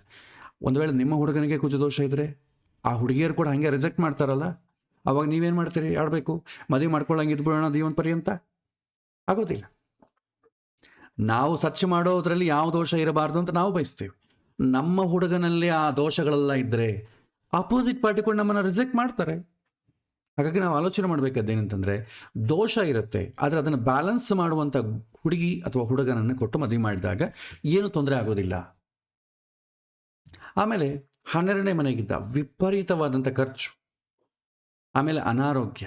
ಯಾಕೆಂತಂದರೆ ಪ್ರತಿಯೊಂದಕ್ಕೂ ಕ್ವಿಕ್ಕಾಗಿ ರಿಯಾಕ್ಟ್ ಆಗೋದ್ರಿಂದ, ಹ್ಯಾಬಿಟ್ಸ್ ಎಲ್ಲ ಕ್ವಿಕ್ಕಾಗಿರೋದ್ರಿಂದ ಅನಾರೋಗ್ಯ ಆಗ್ತದೆ. ದಾಂಪತ್ಯ ಸುಖ, ಹೆಣ್ಣು ಗಂಡು ಒಬ್ಬನೊಬ್ಬರ ಮಧ್ಯದಲ್ಲಿ ಅವರ ಫ್ಯಾಂಟಸಿ ಏನಿರ್ತಲ್ವ, ಆ ಫ್ಯಾಂಟಸಿ, ಒಬ್ಬರ ಫ್ಯಾಂಟಸಿ ಇನ್ನೊಬ್ರಿಗೆ ಇಷ್ಟ ಆಗಲ್ಲ. ಅದರಿಂದ ಏನಾಗುತ್ತೆ, ಎಕ್ಸ್ಟ್ರಾ ಮ್ಯಾರಿಟಲ್ ಅಫೇರ್ಸ್ ಸ್ಟಾರ್ಟ್ ಆಗ್ತದೆ. ಯಾಕೆಂದರೆ ನನಗೆ ಗಂಡೆಯಿಂದ ಈ ಸುಖ ಸಿಗ್ತಾ ಇಲ್ಲ, ಸೊ ನನಗಿಷ್ಟ ಥರ ಇರೋಂಥ ಸುಖ ಸಿಗ್ತಾ ಇಲ್ಲ, ನಾನು ಬೇರೆಯವನು ಹುಡ್ಕೋತೀನಿ. ಹುಡುಗನೂ ಅಷ್ಟೆ, ಎಕ್ಸ್ಟ್ರಾ ಮ್ಯಾರಿಟಲ್ ಅಫೇರ್ಸ್ ಆಗ್ತದೆ. ಅದಕ್ಕೆ ಸಾಧ್ಯತೆ, ಅದಕ್ಕೆ ನಾನು ಹೇಳಿದ್ನಲ್ಲ, ಬ್ಯಾಲೆನ್ಸ್ ಆಗುವಂಥ ಸಂಬಂಧ ಬಂದರೆ ನನ್ನ ಗಂಡನ ಇಷ್ಟವೇ ನನ್ನ ಇಷ್ಟ, ನನ್ನ ಹೆಂಡತಿ ಇಷ್ಟವೇ ನನ್ನ ಇಷ್ಟ, ಬೇರೆಯವ್ರದ್ದೆಲ್ಲ ಹಾಗೆಲ್ಲ ಹೋಗಬಾರ್ದಂಬೋ ಎಥಿಕ್ಸ್ ಇರುತ್ತೆ ಅವನಿಗೆ. ಆವಾಗ ಅದು ಬ್ಯಾಲೆನ್ಸ್ ಆಗ್ತದೆ. ಸೊ ಹಾಗಾಗಿ ದೋಷಗಳನ್ನು ಹೈಲೈಟ್ ಮಾಡಿ ರಿಜೆಕ್ಟ್ ಮಾಡೋದಕ್ಕಿಂತಲೂ ಅದನ್ನು ಬ್ಯಾಲೆನ್ಸ್ ಮಾಡುವಂಥ ಸಂಬಂಧ ಬಂದಿದೆಯಾ, ಬರುತ್ತಾ ಅಥವಾ ಬರೋ ಥರ ಅವ್ರನ್ನ ಗೈಡ್ ಮಾಡಬೇಕು. ಇಲ್ಲದಿದ್ದರೆ ಏನಾಗುತ್ತೆ, ಇದನ್ನು ಜೀವನ ಪರ್ಯಂತ ಸೊಲ್ಯೂಷನ್ ಸಿಗಲ್ಲ. ನೀವು ರಿಜೆಕ್ಟ್ ಮಾಡ್ತಾ ಹೋಗ್ತಾ ಇರ್ತೀರಿ. ಅವ್ರೇನು ಮಾಡ್ತಾರೆ, ಆಪೋಸಿಟ್ ಪಾರ್ಟಿ, ಅಯ್ಯೋ ಏನಪ್ಪ ಯಾರು ನೋಡಿದ್ರೂ ರಿಜೆಕ್ಟ್ ಮಾಡ್ತಾ ಇದ್ದಾರೆ, ಇದು ಹೀಗಲ್ಲ ಅಂತೇಳಿ ಜ್ಯೋತಿಷ್ನ ಹತ್ರ ಹೋಗಿ ನಮ್ಮ ಮಗನಿಗೆ ಒಂದು ಹೊಸ ಜಾತಕ, ದೋಷಗಳ ಜಾತಕ ಬರ್ಕೊಡಿ ಅಂತ ಹೇಳ್ತಾರೆ. ಅವರು ದೋಷಗಳಿದಂಥ ಹೊಸದು ಮ್ಯಾನಿಪುಲೇಟ್ ಮಾಡ್ತಾರೆ, ಅಡಲ್ಟ್ರೇಷನ್ ಅಂತೆ, ಹೊಸ ಜಾತಕ ಬರ್ಕೊಡ್ತಾರೆ. ಆವಾಗ ಆ ಜಾತಕ ತೋರಿಸಿದ್ರೆ ಎಸ್ ನಾವು ಮಾಡಿಕೊಡ್ತೇವೆ, ಜಾತಕ ತುಂಬ ಹೊಂದಿಕೆ ಆಗಿದೆ. ಯಾಕೆಂದರೆ ಇವ್ರ ಜ್ಯೋತಿಷ್ಯ ಅದನ್ನು ಕಂಡು ಹಿಡ್ಲಿಕ್ಕೆ ಆಗೋದಿಲ್ಲ. ಯಾಕೆಂದರೆ ಇವರು ಕೂಡ ಅದೇ ರೀತಿಯಾದಂಥ ನೆಗೆಟಿವ್ ಪರ್ಸನ್ಸ್ ಇದ್ದಾಗ ಅದೇ ಥರ ನೆಗೆಟಿವ್ ಇರೋರು ಸಿಗ್ತಾರೆ. ಸೊ ಏನಾಗುತ್ತೆ, ಮದುವೆ ಆದ ಮೇಲೆ ಗಲಾಟೆ ಶುರುವಾಗ್ತದೆ. ಜ್ಯೋತಿಷ್ನ ಹತ್ರ ಹೋಗ್ತೇವೆ, ಎಲ್ಲ ಚೆನ್ನಾಗಿದೆ ಅಂತ ಹೇಳಿದರೆ, ಜಾತಕ ನೋಡೋ ತುಂಬ ಚೆನ್ನಾಗಿದೆ, ಆದರೆ ಯಾಕೆ ಇವರಿಬ್ಬರ ಮಧ್ಯೆ ಗಲಾಟೆ ಬರುತ್ತೆ ಅಂತ ಕೇಳ್ತಾರೆ. ಸೊ ಇದು ಸಿನಿಮಾ ಸ್ಟಾರ್ಟ್ ಆಗ್ತದೆ. ಜ್ಯೋತಿಷ ಏನು ಮಾಡಲಿಕ್ಕೆ ಆಗ್ತದೆ, ತುಂಬ ಬುದ್ಧಿವಂತನಾದಂತ ಅಂದ್ಕೊಳ್ಳಿ, ಇದು ತಪ್ಪು ಜಾತಕ ಅಂತ ಗೊತ್ತಿದ್ರು ಕೂಡ ಅವ್ರಿಗೆ ಏನು ಹೇಳಿ, ಯಾಕಂದರೆ ಮದುವೆ ಆದಮೇಲೆ ಇನ್ನೇನು ಹೇಳಬೇಕು, ಇನ್ನು ಅದರ ಬಗ್ಗೆ ಟೀಕೆ ಮಾಡಲಿಕ್ಕೆ ಆಗೋದಿಲ್ಲ. ಪರ್ಫೆಕ್ಟ್ ಆದಂಥ ಅಸ್ಟ್ರಾಲಜಿ ಮದುವೆ ಆದ ಮೇಲೆ ಇವರಿಬ್ಬರ ಹೊಂದಾಣಿಕೆಯನ್ನು ಮಾಡೋದಿಲ್ಲ, ಅಡ್ಜಸ್ಟ್ ಮಾಡಲಿಕ್ಕೆ, ರಿಪೇರ್ ಮಾಡಲಿಕ್ಕೆ ಪ್ರಯತ್ನ ಮಾಡ್ತಾರೆ. ಸೊ ಹಾಗೇನಾಗುತ್ತೆ, ತೊಂದರೆ ಆಗ್ತದೆ. ಒಂದು ವೇಳೆ ಗೊತ್ತಾದರೆ ಏನು ಮಾಡಬೇಕು, ಡಿವೋರ್ಸ್ ತೊಗೋಬೇಕಷ್ಟೇ. ಅದು ಸರ್ವೇ ಸಾಮಾನ್ಯ ಆಗಿಬಿಡ್ತದೆ ಮನೆಯಲ್ಲಿ. ಸೊ ಹಾಗಾಗಿ ದೋಷಗಳಿಗೆ ಬ್ಯಾಲೆನ್ಸ್ ಮಾಡೋ ಹುಡುಗನ ಹುಡುಕಬೇಕು. ಇಲ್ಲದೇ ಇದೆ, ಯಾಕೆಂದರೆ ನಮ್ಮ ಹುಡುಗಿ ಜಾತಕ ತುಂಬ ಚೆನ್ನಾಗಿರೋ ಜಾತಕ ಆದರೆ ಬರೋಂಥ ಹುಡುಗ ತುಂಬ ಒಳ್ಳೆಯೇ ಬರ್ತಾನೆ, ನೀವು ರಿಜೆಕ್ಟ್ ಮಾಡ್ತಾ ಹೋಗ್ಬೋದು. ಅಥವಾ ನಮ್ಮ ಹುಡುಗಿ ಜಾತಕನೇ ತುಂಬ ವೀಕ್ ಆಗಿದೆ, ವರ್ಸ್ಟ್ ಆಗಿದೆ ಅಂತ ಅಂದ್ಕೊಳ್ಳೋಣ, ನಾವು ನೋಡೋವಂಥ ಸಂಬಂಧಗಳನ್ನು ತುಂಬ ಚೆನ್ನಾಗಿರೋ ಜಾತಕ ಬರಬೇಕು ಅಂತ ಫಿಲ್ಟರ್ ಮಾಡ್ಕೊಳ್ತಾ ಹೋದರೆ ಒಂದೇ ಡಿಲೇ ಆಗ್ತದೆ. ಯಾಕಂದರೆ ಅವ್ರಿಗೆ ಒಪ್ಪೋದಿಲ್ವಲ್ಲ, ಈ ಹುಡುಗಿ ಜಾತಕದಲ್ಲಿ ದೋಷ ಇದೆ. ಇವರು ಮ್ಯಾನಿಪುಲೇಟ್ ಮಾಡ್ತಾರೆ, ಅವರು ಮ್ಯಾನಿಪುಲೇಟ್ ಮಾಡ್ತಾರೆ ಜಾತಕವನ್ನು. ಸೊ ಏನಾಗ್ತದೆ, ಜಾತಕ ನೋಡೋಕೆ ತುಂಬ ಚೆನ್ನಾಗಿದೆ, ಗಲಾಟೆ ಏನು ಚೇಂಜ್ ಆಗಿಲ್ಲ. ಯಾಕಂದರೆ ಜಾತಕ ಚೇಂಜ್ ಆದರೆ ಜೀವನ ಚೇಂಜ್ ಆಗುತ್ತಾ? ಆಗೋದಿಲ್ಲ. ಹಾಗಾಗಿ ಇದು ತುಂಬ ಮುಖ್ಯ. ನೆಕ್ಸ್ಟು, ಕುಜದೋಷದ ಎಕ್ಸೆಪ್ಷನ್ಸ್ ಏನು, ಯಾವಾಗ ಕುಜದೋಷ ಕೆಲಸ ಮಾಡೋದಿಲ್ಲ?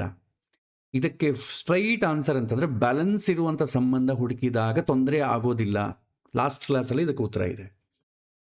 ಜ್ಯೋತಿಷ್ಯದ ಪ್ರಕಾರ ಹೇಳಬೇಕಾದ್ರೆ, ಮಂಗಳ ಬಲವಾಗಿದ್ದರೆ, ಅಂದರೆ ಸ್ವರಾಶಿ ಉಚ್ಚಸ್ಥಾನದಲ್ಲ, ಸ್ವಕ್ಷೇತ್ರದಲ್ಲಾಗಲಿ, ಉಚ್ಚಸ್ಥಾನದಲ್ಲಾಗಲಿ, ಕೇಂದ್ರ ತ್ರಿಕೋಣ ಸ್ಥಾನದಲ್ಲಾಗಲಿ, ಶುಭ ದೃಷ್ಟಿಯಾಗಲಿ ಇದ್ದರೆ ಕುಜದೋಷದ ಪರಿಣಾಮ ತೀವ್ರ ಆಗೋದಿಲ್ಲ.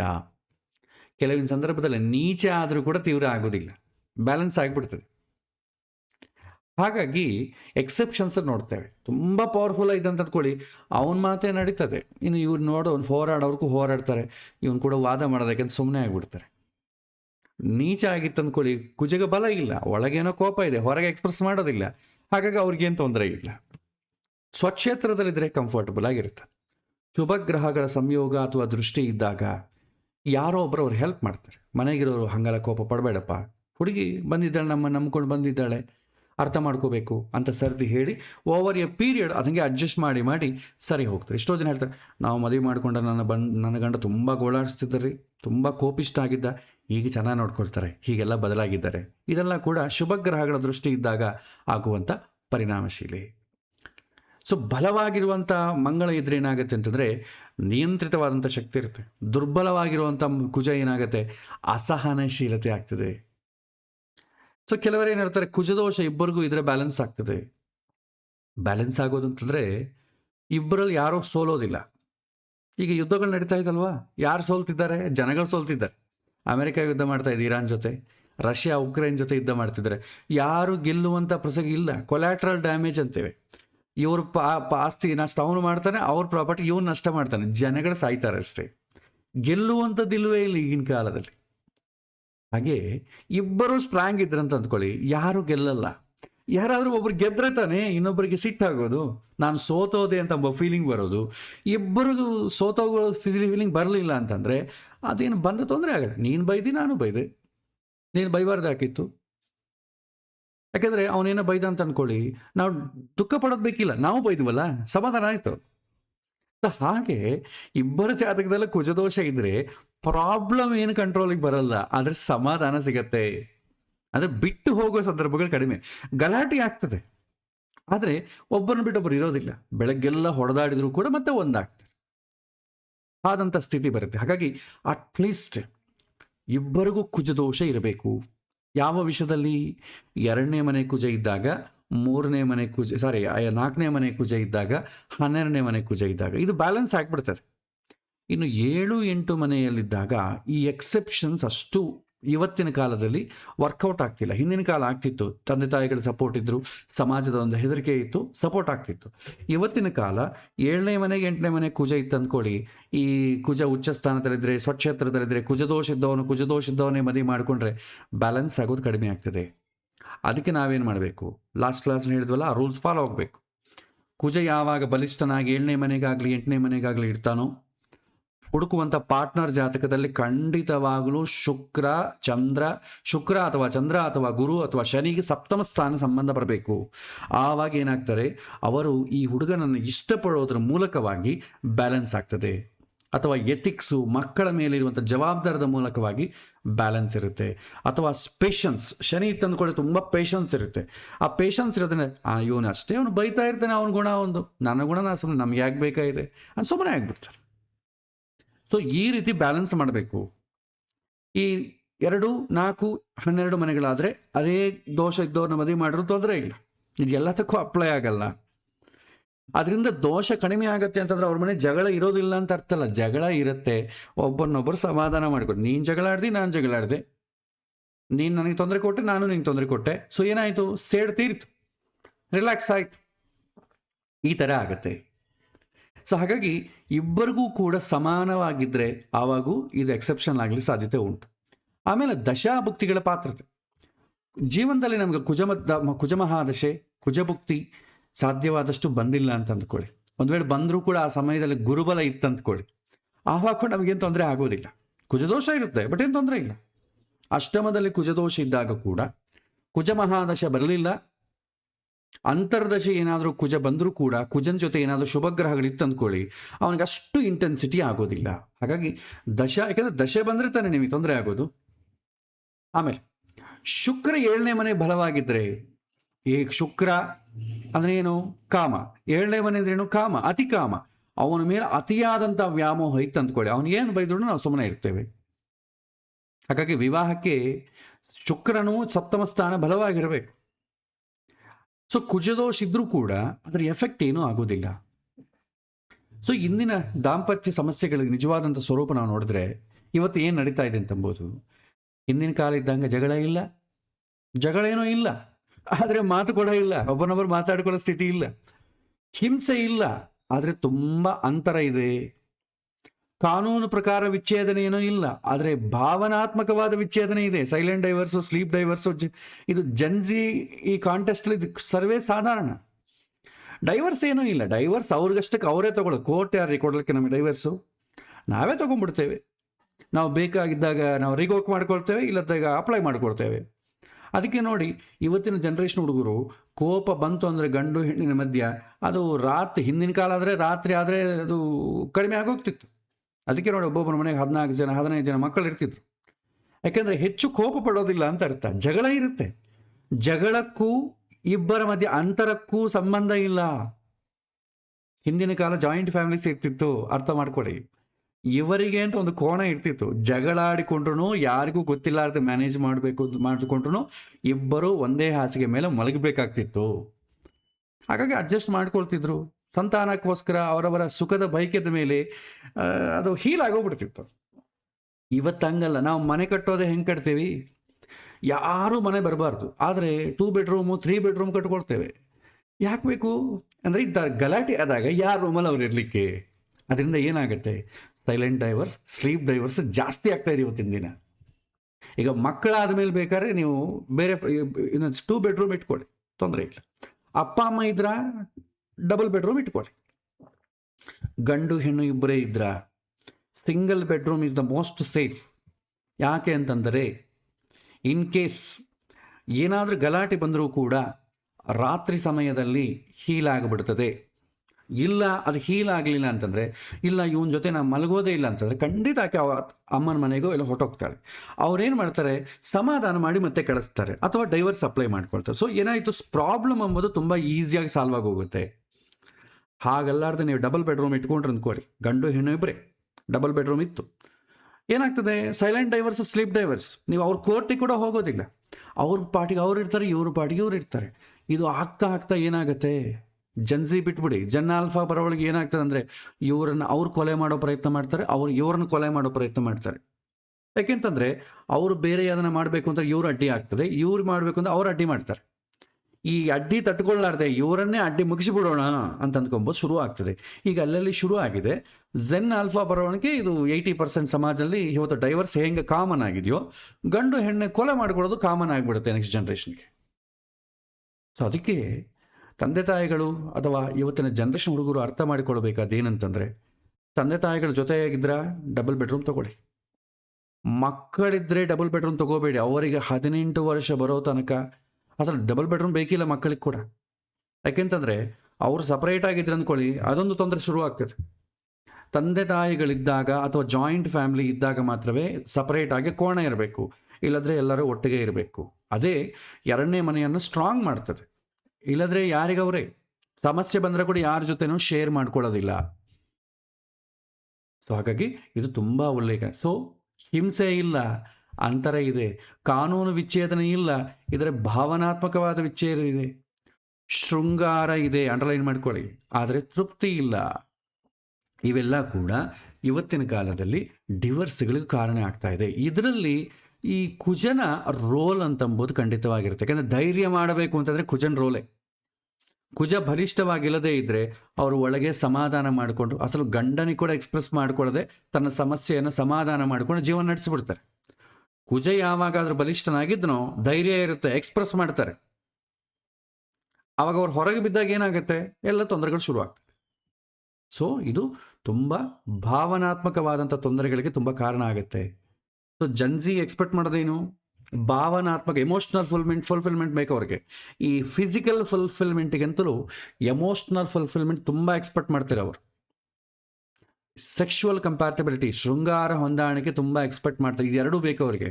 ಫ್ಯಾಮಿಲಿ, ಕಿಡ್ಸು, ಆಮೇಲೆ ಪ್ರಾಪರ್ಟಿ, ಇದೆಲ್ಲ ಗಮನ ಕೊಡೋದಿಲ್ಲ ಆ ಜನ್ರೇಷನು. ನಮ್ಮ ಜನ್ರೇಷನ್ ಅಷ್ಟೇ, ಒಂದು ಮನೆ, ಒಂದು ಫ್ಯಾಮಿಲಿ ಚೆನ್ನಾಗಿರಬೇಕು. ಜೆನ್ಸಿ ಜನ್ರೇಷನ್ ಏನು ಕೇಳುತ್ತೆ? Only emotional fulfilment, sexual compatibility, ಇದಿದ್ರೆ ಸಾಕು. ಇನ್ಯಾವುದಿಲ್ಲದ್ರೂ ಪರವಾಗಿಲ್ಲ, ಯಾಕಂತಂದರೆ ಹಣ ಇದೆ, ಅದೆಲ್ಲ ನಾವು ಫುಲ್ಫಿಲ್ ಮಾಡ್ಕೊಳ್ತೇವೆ ಹೊರಗಡೆ. ಇದು ಫುಲ್ಫಿಲ್ ಮಾಡ್ಕೊಳ್ಳೋದು ಸ್ವಲ್ಪ ಕಷ್ಟ. ಹಾಗಾಗಿ ಇದರ ಮೇಲೆ ತುಂಬ ದೃಷ್ಟಿಯನ್ನು ನೀಡಬೇಕು. ಸೊ ಈ ರೀತಿಯಾದಂಥ ಸ್ಥಿತಿಯಲ್ಲಿ ಏನು ಮಾಡಬೇಕು, ಲಗ್ನದಿಂದಕ್ಕಿಂತಲೂ ನಾವೇನು ಮಾಡಬೇಕು, ಚಂದ್ರನಿಂದ ಕೂಡ ನೋಡಬೇಕಾಗತ್ತೆ. ಲಗ್ನದಿಂದ ನೋಡಿದ್ರೆ ಓಕೆ, ಬಟ್ ಜನ್ಸಿ ಜನ್ರೇಷನ್ಗೆ ಬಂದಾಗ ಮನಸ್ಸಿನ ಫುಲ್ಫಿಲ್ಮೆಂಟ್ಗೆ ಜಾಸ್ತಿ ಕೊಡ್ತಾರೆ. ಮನಸ್ಸಿನ ಫುಲ್ಫಿಲ್ಮೆಂಟ್ ಬೇಕು ಅಂತಂದರೆ ಚಂದ್ರನಿಂದ ನೋಡಬೇಕು. ಅವರಿಗೆ ಸೆಕ್ಷುವಲ್ ಕಂಪ್ಯಾಟಿಬಿಲಿಟಿ ಬೇಕು ಅಂದರೆ ಶುಕ್ರನಿಂದ ನೋಡಬೇಕು. ಚಂದ್ರನಿಂದ 2, 4, 12, 7, 8 ಅಲ್ಲಿ ಕುಜ ಇದ್ದರೆ ಮಾನಸಿಕವಾದಂಥ ತೊಂದರೆ, ಅವರು ಎಕ್ಸ್ಪ್ರೆಸ್ ಮಾಡೋದಿಲ್ಲ. ಲಗ್ನದಿಂದ ಇತ್ತಂದ್ಕೊಳ್ಳಿ, ಗಂಡ ಹೆಂಡತಿನ ಬೈತಾನೆ, ಹೆಂಡತಿ ಗಂಡನ ಬೈತಾನೆ, ಅಲ್ಲಿಗೆ ಏನೋ ಒಂದು ಸಾಲ್ವ್ ಆಗ್ತದೆ. ಚಂದ್ರನಿಂದ ಇತ್ತಂತ ಅಂದ್ಕೊಳ್ಳಿ, 2ನೇ ಮನೆಗೆ ಬೈಬೇಕು ಅಂತ ಅಂದ್ಕೊಳ್ತಾನೆ, ಮನಸ್ಸಲ್ಲೇ ಆ ಹುಡುಗಿಯನ್ನು ಬೈದಂಗೆ, ಆ ಹುಡುಗನನ್ನು ಬೈದಂಗೆ ಮನಸ್ಸಿನಲ್ಲೇ ಫೀಲಿಂಗ್ ತಂದುಕೊಂಡು ತೃಪ್ತಿ ಪಡ್ತಾ ಇರ್ತಾರೆ. ಇದರಿಂದ ಏನಾಗುತ್ತೆ, ಲಾಂಗ್ ರನ್ನಲ್ಲಿ ಒಬ್ಬರ ಮೇಲೆ ಒಬ್ಬರಿಗೆ ಟ್ರಸ್ಟ್ ಹೊಟ್ಟೋಗುತ್ತೆ, ವಿಶ್ವಾಸ ಕಡಿಮೆ ಆಗ್ತಾ ಹೋಗುತ್ತೆ. ಆ ಕಡಿಮೆ ಆದಾಗ ಏನಾಗುತ್ತೆ, ಎಂದೋ ಒಂದು ದಿನ ಇದರಿಂದ ಹೊರಗೆ ಬರಬೇಕು ಅಂದರೆ ಇವರಿಬ್ಬರ ಮಧ್ಯೆ ಪ್ರೀತಿ ಹೊಟ್ಟೋಗುತ್ತೆ, ಟ್ರಸ್ಟ್ ಇರೋದಿಲ್ಲ. ಅದೇನಾಗುತ್ತೆ, ಶಾಶ್ವತವಾದಂಥ ಒಂದು ಡೈವರ್ಸ್ ಸ್ಥಿತಿಗೆ ಹೊಟ್ಟೋಗುತ್ತೆ. ಇನ್ಯಾರು ಬಂದು ಹೀಲ್ ಮಾಡೋಕ್ಕೂ ಆಗಲ್ಲ. ಸೊ ಇವತ್ತಿನ ಜನ್ರೇಷನ್ ಮದುವೆಗಳಿಗೆ ಚಂದ್ರನಿಂದ ಕೂಡ ನೋಡಬೇಕು. ಹಿಂದಿನ ಕಾಲಕ್ಕಾದರೆ ಲಗ್ನದಿಂದ ನೋಡ್ರೆ ಸಾಕಾಗ್ತಿತ್ತು. ಇವತ್ತೆಲ್ಲ ಕೂಡ ಮಾನಸಿಕವಾದಂಥ ಒಂದು ಪ್ಲೇನಲ್ಲಿ ನಮ್ಮ ಸುಖಗಳೆಲ್ಲ ಕೂಡ ನಿಂತುಕೊಂಡಿದೆ. ಹಾಗಾಗಿ ಚಂದ್ರನಿಂದನೂ ನೋಡಬೇಕು. 3ನೇದು ಶುಕ್ರನಿಂದ. ಹೇಳ್ತೇವಲ್ಲ, ಪ್ರತಿಯೊಬ್ಬನು ಮದುವೆ ಮಾಡ್ಕೊಳ್ಳೋದು ಯಾಕೆ, ಸುಖವನ್ನು ಬಯಸಿ ಮಾಡಿಕೊಳ್ತಾನೆ. ಎಸ್ಪೆಷಲಿ ಮದುವೆ ಅಂತಂದರೆ ಸೆಕ್ಷುವಲ್ ಹ್ಯಾಪಿನೆಸ್, ಸೆಕ್ಷುವಲ್ ಪ್ಲೆಷರ್ಸ್. ಅಲ್ಲಿ ಅತೃಪ್ತಿ ಆದರೆ ಅವ್ರು ಏನು ಮಾಡ್ತಾರೆ, ಲಗ್ನದಿಂದ ಹಿಂದಿನ ಕಾಲದವರಾದರೆ ಏನೋ ಸೆಕ್ಷುವಲಿ ತೃಪ್ತಿ ಇಲ್ಲ ಅಂತಂದ್ರೂ ಏನು ಎಕ್ಸ್ಪ್ರೆಸ್ ಮಾಡ್ತಿದ್ದಿಲ್ಲ. ಹೆಣ್ಣು ಮಕ್ಕಳಾದರೂ ಪವಿತ್ರವಾಗಿರ್ತಿದ್ರು, ಗಂಡ ಆದರೆ ಯಾರಿಗೂ ಗೊತ್ತಿಲ್ಲದಿಲ್ಲ, ದೂರ ಹೋಗ್ತಿದ್ದ ಬರ್ತಿದ್ದ, ಎಲ್ಲೋ ಅದು ಒಂದು 1000 ಜನದಲ್ಲಿ ಯಾರೋ ಒಬ್ಬರು ಹಂಗೆ ಮಾಡ್ತಿದ್ರು. ಇವತ್ತು ಹಂಗಲ್ಲ. ಇವತ್ತು ತೃಪ್ತಿ ಇಲ್ಲ ಅಂತಂದರೆ 1000 ಜನವೂ ಹೋಗುವಂಥ ಸ್ಥಿತಿ ಇದೆ ಇವತ್ತು. ಹಾಗಾಗಿ ಶುಕ್ರನಿಂದ ಕುಜ 7, 8 ಮನೆಗೆ ಇದ್ದ ಅಂತ ಅಂದ್ಕೊಳ್ಳಿ, ಅದು ತುಂಬ ತೊಂದರೆ ಆಗ್ತದೆ. ಯಾಕೆಂದರೆ ಅತೃಪ್ತಿ ಸಿಗ್ತದೆ. ಅತೃಪ್ತಿ ಇದ್ದಾಗ ಎಕ್ಸ್ಟ್ರಾ ಮ್ಯಾರಿಟಲ್ ಅಫೇರ್ಸ್ ಆಗ್ತದೆ. ಅದು ಗೊತ್ತಾಗಬೇಕು ಅಂತ ಏನಿಲ್ಲ, ಅವ್ರ ಮನಸ್ಸಿನಲ್ಲಿ ಆ ಥರ ಆಲೋಚನೆ ಇರ್ತದೆ. ಆಲೋಚನೆ ಇದ್ದಾಗ ಯಾವುದೋ ಒಂದು ಬಲಹೀನವಾದಂಥ ಕ್ಷಣದಲ್ಲಿ ಆಗ್ಲಿಕ್ಕೆ ಸಾಧ್ಯತೆ ಉಂಟಲ್ವಾ? ನೋಡ್ತಾ ಇಲ್ವ ನಾವು? ಬೇಕಾದಂಗೆ ಆಗ್ತದೆ.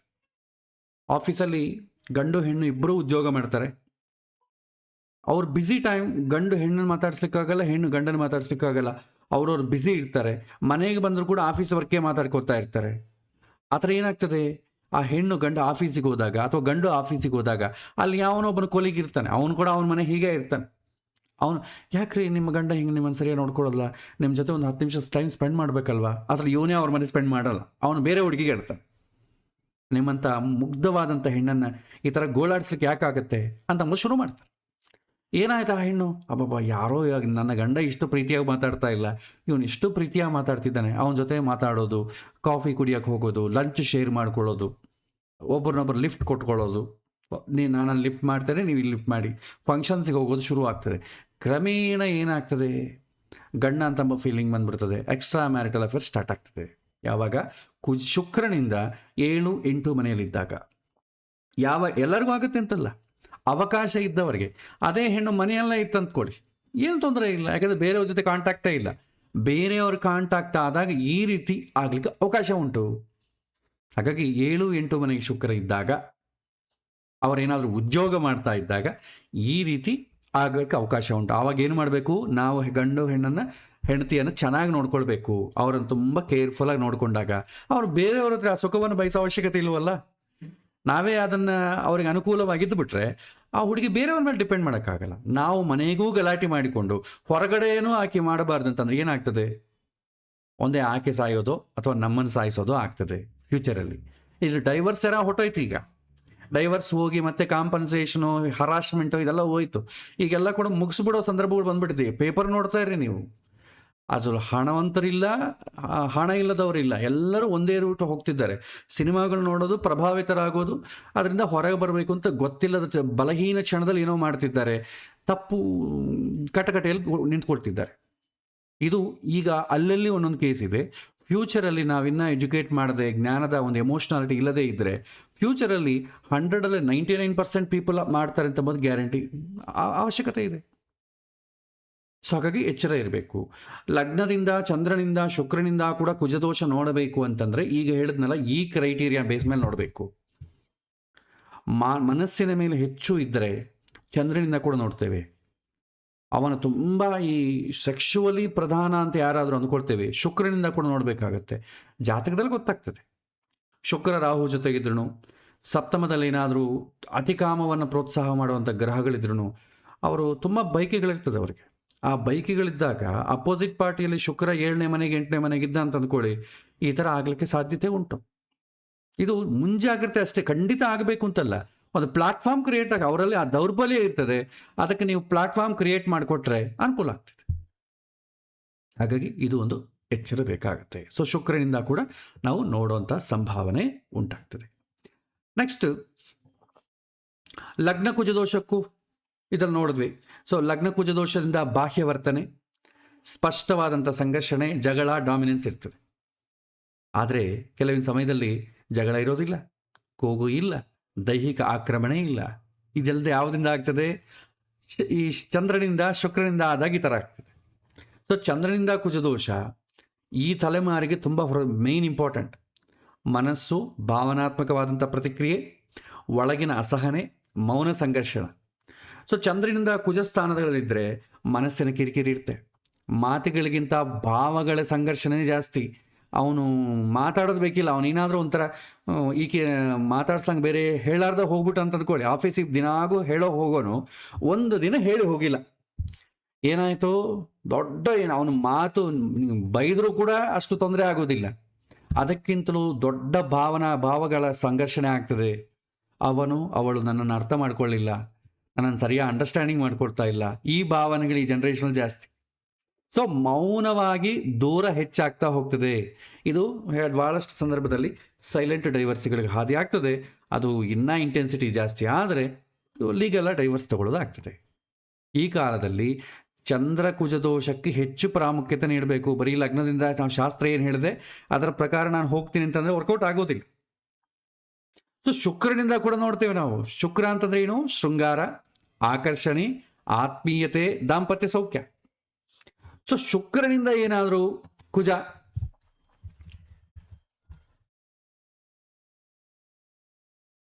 ಏನಾದರೂ 2, 4, 12, 7 ಮನೆಗಿದ್ರೆ ಒಬ್ಬರ ಶೃಂಗಾರಿಕ ಸ್ವಭಾವ ಇನ್ನೊಬ್ಬರಿಗೆ ಇಷ್ಟ ಆಗೋದಿಲ್ಲ.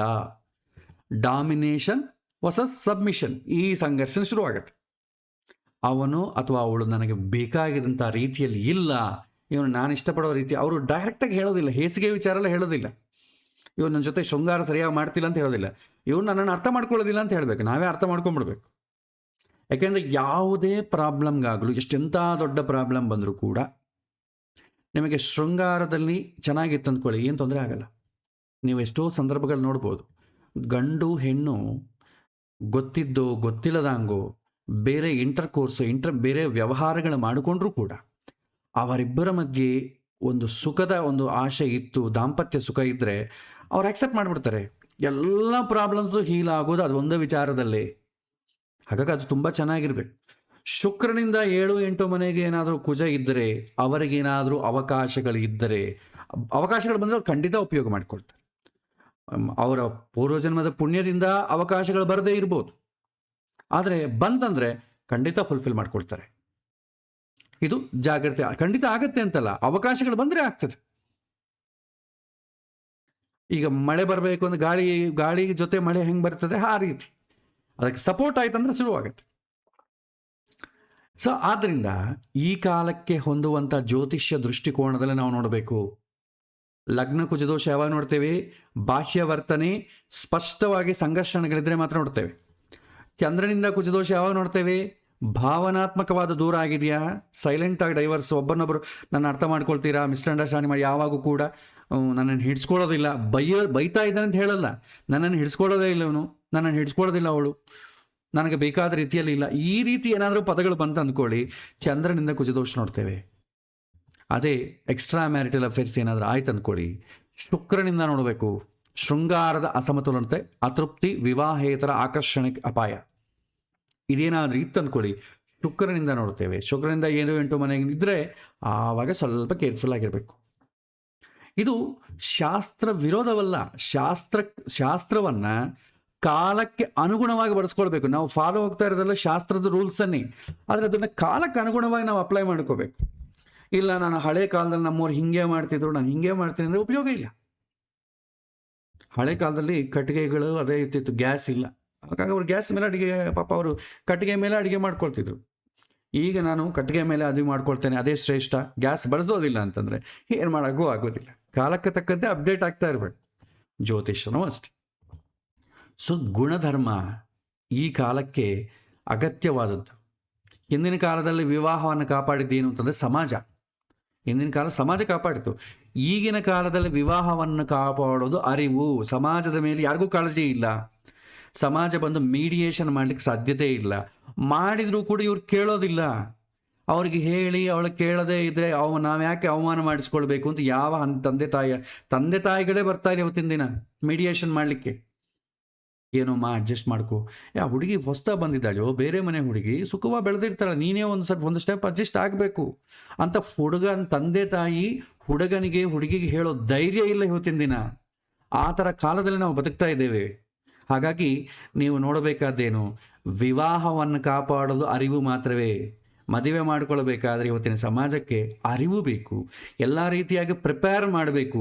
ಆವಾಗೇನಾಯಿತು, ಸಮಸ್ಯೆಗಳು ಬಂದರೆ ಅವರೇ ಹೀಲ್ ಮಾಡ್ಕೊಳ್ತಾರೆ. ಯಾಕಂದರೆ ಸಮಾಜದ ಮಾತು ಯಾರೂ ಕೇಳೋದಿಲ್ಲ. ಕೋರ್ಟ್ಗಳು ಹೇಳೋ ಮಾತುಗಳಿಗೆ ಜನಗಳು ಕೇಳ್ತಾ ಇಲ್ಲ, ಇನ್ನು ಅಪ್ಪ ಅಮ್ಮನ ಮಾತಲ್ಲಿ ಕೇಳ್ತಾರೆ. ಸೊ ಹಾಗಾಗಿ ಜ್ಯೋತಿಷ್ಯವನ್ನು ಮಾರ್ಗದರ್ಶನದಿಂದ ನೋಡಬೇಕು. ನಾವು ರಿಪೇರ್ ಮಾಡಲಿಕ್ಕೆ ಎಷ್ಟಾಗುತ್ತೋ ಗೊತ್ತಿಲ್ಲ, ಆದರೆ ಮಾರ್ಗದರ್ಶನ ಮಾಡಬೇಕು. ಸೊ ಪೂರ್ತಿ ಪ್ರಾಬ್ಲಮ್ ಬಂದ ಮೇಲೆ ಸೊಲ್ಯೂಷನ್ ಕೊಡೋದಕ್ಕಿಂತಲೂ ಮದುವೆಗೆ ಮುಂಚೆವೇ ನಮ್ಮ ಮಕ್ಕಳನ್ನು ಈ ರೀತಿ ಪ್ರಿಪೇರ್ ಮಾಡೋದು ಒಳ್ಳೆಯದು.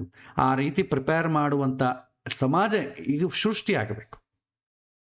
ಸೊ ಜ್ಯೋತಿಷ್ಯ ಅಂತ ಅಂಬೋದು ಡೈವರ್ಸನ್ನು ಪ್ರೆಡಿಕ್ಟರ್ ಅಲ್ಲ. ಜ್ಯೋತಿಷ್ಯನ ಅದೊಂದು ಡೈವರ್ಸನ್ನು ಪ್ರೆಡಿಕ್ಟ್ ಮಾಡುವಂತನಲ್ಲ, ಮ್ಯಾರೇಜ್ ಹೀಲರ್. ಏನಾದರೂ ಸಮಸ್ಯೆ ಬಂತಂದ್ರೆ ಹೀಲ್ ಮಾಡುವಂಥನಾಗಿರಬೇಕು. ಇವನಿಗೆ ಡೈವರ್ಸ್ ಬರ್ತಾ ಇಲ್ಲ, ಅದನ್ನು ಪ್ರೆಡಿಕ್ಟ್ ಮಾಡೋಕ್ಕೆ ನಮಗೇನು ಬೇಕಾಗಿಲ್ಲ. ಹಾಗಾಗಿ ಇದು ತುಂಬ ದೊಡ್ಡ ಜವಾಬ್ದಾರಿಯ ಕೆಲಸ ಅಂತ ನಾವಿಲ್ಲಿ ಅರ್ಥ ಮಾಡ್ಕೊಳ್ಬೇಕು.